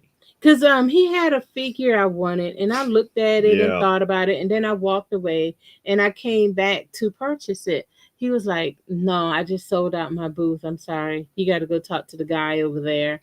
And I Hmm. was like, "Wow, He okay, looked so sad. But like yeah." I said, I guess he just needed it. Yeah, sometimes you find yourself in a bind. And Yeah. I bought some stuff like that when a person was in a bind and they were selling stuff and they were like, "Hey, I really just need the money. I will darn near give this away because I need this amount of money." Yeah. And you're sitting there like, "I know this is worth way more than that." So you buy it Yeah. because you got a deal. And that's also why sometimes a lot of these Hey, guys, Reston. Reston's here, a lot of these guys are happier if it's a collector. And Hmm. I've gotten really good deals before too at some of these shows. This says, you know what, I'll do this for you for this price. Are you going to show it at the end of your video? And it's Yeah. like, oh, because I realize, oh, you know who I am then. Hmm. And it's like, yeah, of course, and they're happy knowing I'm not going to turn around and flip it on them. Yeah. I think that hurts people too, and they're like, "Oh, you're buying this just so you can resell it," Yeah. and that sucks. I got 3D Joe's book today at the show. The book is insanely awesome. Okay, says Jay, because Yeah. yeah, he said he was at the Yeah, he Joe was Fest there today. Are you today. going back there tomorrow, Jay, or you just went for today? Hmm. Of course, again, we'll be heading out that way tomorrow. Yeah, we're leaving in the morning. Looking forward to that. Yeah. Get that done, and then what's the next show? It's a while. No, it's in July. The Yeah. is it the Comic Con first or the record show first? I think the Comic Comic Con Con is is first, first, and then and the then the record record show is on show. the 21st. Yeah, so we're going to be doing that in That's the July. so Not doing anything else before that. no. We'll take a break for a little bit, and you Yeah. need a break. You need a Yeah, break because when you go sometimes. back to back like that, I mean, one is expensive. Yeah, can be. If you purchase every time, again, like we said earlier, getting there, the gas, the food, the entry fee, all of that stuff adds up. And and if you go every weekend, you get burnt out. Then you end up getting stuff that you really don't want because you went every week.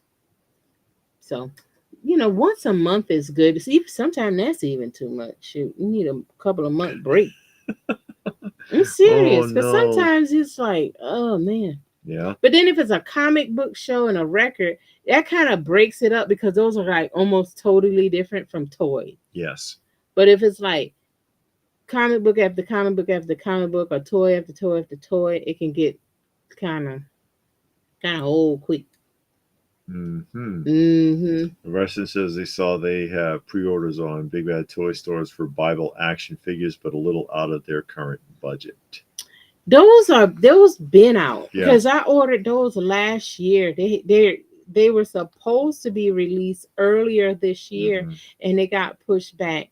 So if it's the same ones from I can't think of the name of that company, but they're a little startup company, and they have some biblical characters, Moses and the Aaron and the Ark of the Hmm. Covenant and all kinds of stuff like that. Yeah, those been on pre-order for a while. They should be being released soon because they were supposed to be released earlier this month. And Munin says they're going to need a break with all the import figures coming in the next several months. And then Yeah, yeah. Robert wants to know how many cons we're planning on going to this year. Well, I mean, we'll go to the retros. We'll go to all the Yeah, the retro toy toy swaps. There's like swaps. what, three more of those? Yeah, We'll because that's probably every other month, so that's yeah. 6 a year. There's probably three. There's probably the Conyers is probably going to be coming up, and I know they'll invite us to that. Yeah, There's the Joe Fest coming up, the record show. I yeah, mean, a 6 or 8 yeah, because this we show a more than that on the thing, but we can't always get to all of them. yeah, You know, yeah. But we show because you we might try be to in that show. area, or you might be able to go. Um, are those Bible quests? The Elite Action wants to know if they're the Bible Quest I don't figures. think that. Are they in the No, box that looks like a Bible? It looks like a no. book. The ones that I'm talking about, I think there's 1/6 scale. Oh, The okay. ones I'm talking about, not unless Really? it's something different. I think it's 1/6 scale. I'm gonna look it up right now, but I think it's 1/6 scale. But it might be something Yeah. different altogether. WCW wants to know if we've ever sold anything because we were in the red and wish we didn't. Yeah, I've had to do that before Yeah, David did. for legal fees. So yeah, way back in the day, and that sucks. Stuff you Yeah, can't get back. yeah, And Reston says LPH is right. They wanted the Ark of the Covenant, but not sure about the quality.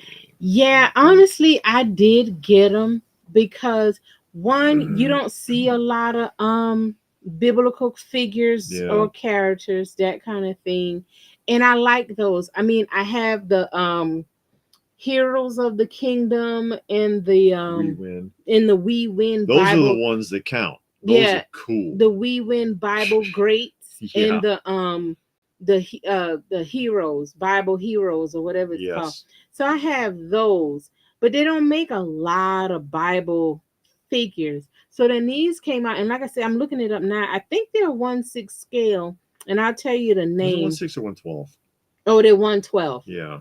Yeah, and they're 1/12 scale, and they're made by D13 Toys. That's the one that I'm. Biblical Adventures series. Yeah, the Biblical Adventures. I hope they're not like crappy figures because they're not that Yeah, expensive. yeah. But but he said it was Bible Quest. Now Bible Quest was out back in the 90s, I think. That's been Mhm. around for a while. No, this ain't it. This something else right here. Okay. Yeah, but the one I'm talking about, 6 or 8 A is a lot. lot. Yeah, They're it lucky is a if they lot. can get to one. It's Yeah. okay. Because Robert, you live in Florida, right? Oh yeah, that was the first video I saw of yours on how you lost Lost the your collection, collection. that killed me. And then Yeah. on top of that, and I didn't get into it, but I had to sell some stuff for legal fees at that time too. Mm-hmm. And so it's just yeah, that was a nightmare. Mm-hmm. Yeah. I told him it was 1/12 Yeah. scale. The Elite one. says, I saw the video that showed Bible Quest figures. Very cool. I want them for Christmas. I think you almost have all of the We Win, don't you? Yeah, I got And all those, of the we win except for one. I don't. I It's one 2-pack yeah, that I don't have. That's the no. I got the Mary and Joseph. I did finally end up getting that, but I think it's one more yeah. that I don't have. And of course, those are the Mego like ones. The Mm-hmm. Mego side. They use the old Mego bodies. And Jay is in. Jay's in Florida now. He's already back in Florida. He's in Oh Florida. well. Oh, okay. You Yeah. wow. You came all the way from Florida to go To go to to the that Joe thing. Fest. Are you going to the Joe Lanta when it comes up in September? There's going Yeah, to be a that's gonna 3 day be. show, Yeah, and we're gonna go to all three we're going to days of be there that. all 3 days because they want us to do panels. And then that's close by. It's like Yeah, that's a little easier. 30, 45 minutes away. You know, the Goliath set's one of the best ones. They had some great sets. They had the Yeah. David and Goliath, and they had the No, Jonah Jonah and the in whale. the whale, and Jonah actually fits in the In whale. the whale. I showed that a couple of weeks ago. That Yeah, Jonah. The David and yeah. Goliath is cool though because it's the only Mego like body that's that big. Hmm. Because they are it's to scale Goliath, but it uses the same Mego body type. And I think it's the only time that's been done Mm-hmm. where they scaled one up to fit that size range. Let me see. I can show you. Yeah, Bible Quest action figures. Those came out back in the night. Oh, this say new. Oh yeah, those are cool. Bible Quest. It says the risen Savior, John and the Peter. I guess that's when they went to the tomb. But yeah, I know Bible Quest came out like in the 90s, unless they got a new wave. Go ahead. See, there's the David and Goliath, You and know, you see, Goliath looking all happy. yeah, you see that the Goliath, that's a Mego body, but they scaled it up, and then there's David looking goofy. He's got a look on. Oh, I'm gonna go kill Goliath. I must say, he's all like dopey looking, but that's from the '80s. We Win Toys. Yeah, Heroes of the Kingdom. And you can find those on eBay. And With a book and cassette. That's fantastic. Tough and to find. They can yeah, be they're tough to tough to find. find. They're not Mhm. that much. When you get to the 2-packs, some of the 2-packs, like the Mary and Joseph, can be expensive Gotta love and that they are artwork, harder though. to find. Yeah. But if you just get the carded ones you can still find pretty cheap for like $20, $30. But the bigger ones are the ones that cost more. Haven't been to Joe Lanta, but been to most of the older official Joe Cons. The one held at Disney World twice was the best time. Wow, they got one at Disney World. Joe Lant is going to be really big this year because they've expanded it. Uh-huh. So yeah, so there's a lot going on with that. But I am excited about getting those Bible figures. Um Again, I don't know when they're gonna come out because they were ordered like I think it was even more than a year ago when the pre-orders came out and they kept getting delayed. So I don't know. But I don't know about That's the how it is. yeah, about the Bible Quest though. But I know those Bible Quests, I think, like I said, came out in the early 2000s or the 90s, the original one. So they're probably Uh-huh. redoing it. Who knows? I'll look it up on Big Bad Toy Store. I doubt if I'll get it because I already got a bunch. Unless it got characters I don't have. Let's see. Yeah, we'll see. They did write all of them though. Oh, yeah. Mm-hmm. Okay. Yeah. Even Daniel in the Lions Den. They did Daniel that in with the the Lion's lions Den. and all the Well, it's got to be better than the set you have.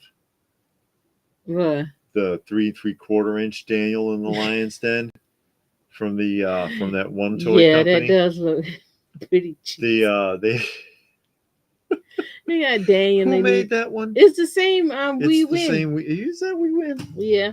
It's Oh, you already packed it. packed Oh, you up. packed it up. Yeah. Oh well, I can't show it. Yeah. She had it out, and it's a 3 3/4 inch one, and it's just. And then the package. It's got trading cards, but the window shows the trading cards, and the figure's cut off. You see like this much of the figure in the package. You see his like his arm and his leg and like a corner of his head. It's like, why don't you put the window on the side where the figure is? Yeah. I And didn't. then put the trading card behind the little And it's got flap this thing. like solid one-piece lion. They're cheesy figures, Yeah. but they're cute and Sometimes cheesy is fun. Yeah, but back then it was fine, and even now looking back, it's fine. But that mess they give us nowadays is not fun. At least it won't break when you play with it. Yeah, at least it'll hold together. All that new stuff breaks. Moses versus the snake man. Yeah, there you go. He turned it into a staff. David says Moses versus the snake man. You have the Does there Moses? Oh, the Moses has a staff, but he doesn't have a snake. He should have had a snake. That's what they should. Yeah, they should have given him a snake. He did that like once, so you could pretend that the staff transformed. It's like Pinocchio with the nose. That happened once. That only occurred once in the film. But that's all anybody remembers. So they think about. That's what they emphasize on all the time. Yeah, his nose. It was more significant that he was turning into a mule. Yeah, and he had the big old ears. Or the donkey. Yeah, all the kids were turning into donkeys. But no, where's your Moses? It's up there. It's on the card. Yeah. David getting the figure. The beard isn't quite as prominent as was Charlton Heston's. And the staff, he's got a staff. It looks like a pool cue. And then the 10 Commandments are back here. And there's actually something written on them. It's hard to see what it says, though. Probably the 10 Commandments. Well, I would hope so. There's a little book with this one, but no cassette. The cassette is separate. And then it shows you some of the other stuff that they have available. Yeah, on the back so you can know what all you need to collect.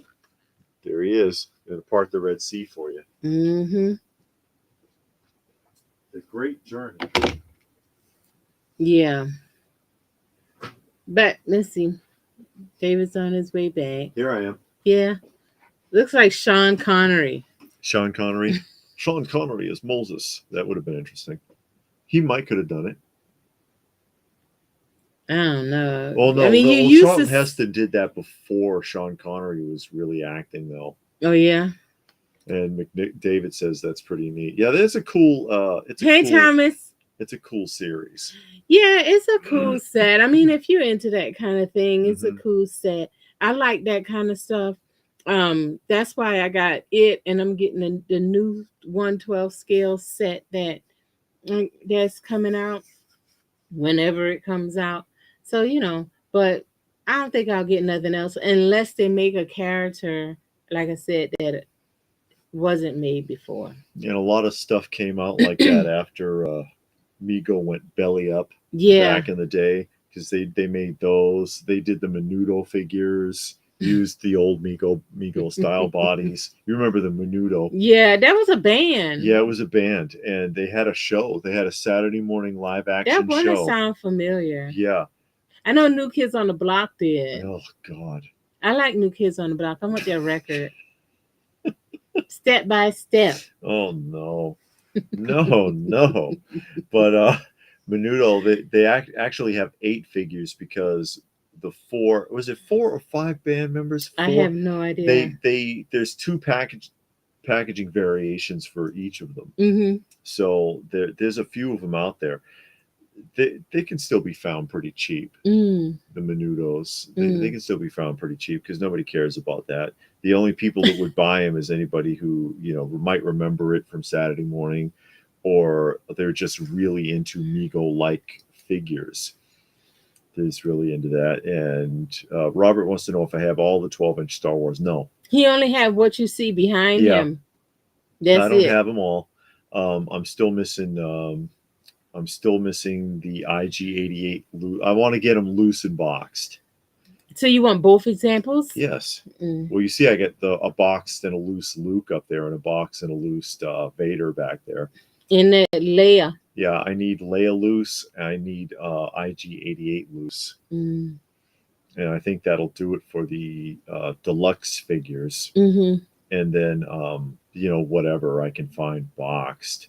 There's a remote controlled R2D2, Mm-hmm. but it's a little bigger than the one that's up there. Oh, And then there's the Yoda hand puppet, but that would be gigantic by comparison. That came out in 1980. that sounds creepy. It's weird looking. Is it? Yeah, Mm. Yoda hand puppet. Yeah, They're a that big sounds. vinyl puppet. Yeah. They it's Yoda, so you can pretend. I don't know what you're supposed to do with it. Does it talk? No, you talk. No, no, no. I mean, in the show, does Yoda talk? Yeah, Yoda Oh, talks in the movie. I don't know. I never seen it. Frank Oz did the voice. Who is that? Frank Oz, the same the Muppet puppeteer who did Bert and other Sesame Street Oh, okay. characters. Yeah. Isn't IG-88 the most expensive 12-inch Star Wars? Yeah, that's the most expensive one. He's the hardest to find now. Was Ricky Martin part of Menudo? Menudo. I don't I know. don't remember. And Menudo went through a lot of members. I think that the figures are based off the characters that were on the live action show. But Menudo went through a lot of band members. Oh, wow. They had did a song a few years back with Neo that's amazing. I love that song, Single. I never heard those two, but those three, but I'll look it up because I The like New New Kids on Kids. the Block. Hmm. They had tried to do a little comeback. They had started going on tour, and then they did one song with Neo, and it sound. I mean, even though they added somebody else, I mean, he was just like on a guest, but it sound like he was supposed to be there. It didn't sound like a added voice. You know what I mean? It Hmm. sounded like he was supposed to be in the band, so it sounded really good. Um, I don't know about Salt and Pepper and Rick Astley in Vogue. What's the name of the song? The Laundromat song, Cause where Salt and Pepper, because they're washed up. you don't need to be like that. Salt and Pepper, I didn't think they would ever get back together because the Oh girl no. that does Salt, they asked her and she was like, no, she don't want to get back together because she had got saved and she didn't like the songs that they sang. She realized, looking back, she realized those songs were inappropriate, so she didn't want to go on tour and sing those songs. And Hmm. in Vogue, I know they had broke up, and one of the members, I think she was like homeless or something. And I don't know what happened to Rick Ashley. You don't hear nothing about him anymore. Oh yeah. Yeah, songs called "Bring Back the Time." Oh, I'm Oh gonna, I'm yeah. gonna look that up Bring on back the on time. YouTube. Look at the video. When they were popular and had money. Bring Ha back ha that ha. time. The one guy, Jonathan from New Kids on the Block, has a show on HGTV. Oh He really? renovates houses. I watch him. Oh He no. renovates farmhouses in the Boston Rob Van area. Winkle was doing that for a while. Yeah, He but got in he's trouble. because he was stealing. Well, somebody was stealing it. It wasn't him, Yeah, but he got accused of it. yeah. They were robbing the houses that they were renovating. I had watched a couple of his the episodes of his show, and then he was doing one with the Amish where he went to the Amish village to learn carpentry, I see. and that one was pretty good. But the guy from New Kids on the Block, he people buy old farmhouses around the Boston, Massachusetts area, and he renovates them. Okay. Okay, K Muniz Munins is gotta go. leaving, Oh and well. we're about to be packing up too. Yeah. We should get were you still writing down? Yeah, yeah, yeah. Yeah, because we're over 3 hours. Mhm. And I have cats to feed. Yeah. Many cats that are relying on me for their sustenance, that including the poor baby. He's a Them cats are not starving. He's his little burned paws and his little Yeah, they sad stay face and his burned. big eyes. Bring back the David time. says, "Would you get one of those Paul Winchell puppets or string dolls that sits on the lap?" I don't know. I don't know if I would do that. There's the only. Let me see. the only the He only got puppet those that Sesame Street puppets. the only puppet, yeah, I do. I do get the child guidance puppets. That is true. I do get the child guidance puppets. Mhm. And the only other one that I would be interested in is, oh God, if I can remember his name, it's Peter Patter. Peter Patter is terrifying. Mhm. So if I ran into Why a would you Peter, get that then? because man, it's crazy. It's a ventriloquist doll from like the 50s or something. Mm. It's Peter Patter. Hold on a second, and I'll show it to you. There you go. Oh God, no! You ain't bringing that in here. All them evil spirits. That is Peter Patter. No, he ain't bringing that in here. Come on, Mm-mm. come on. The box is misleading because look how he looks on the box. You look creepy still. And then you get that. That's a rare one. That thing is worth quite a bit. But anyways, with that, we're going to go ahead and start wrapping things up. I just want to say we appreciate everybody for joining us this evening. We'll do the show tomorrow. Oh, 109 Wow. in Jersey. Really? Wow. First toy show. It was small but fun. I got a lot with my savings. Good for Good you. deal, Eric. But, Okay, yeah. We'll go ahead and sign off. We get the show tomorrow, and of course we'll do the tour, and we'll catch you again sometime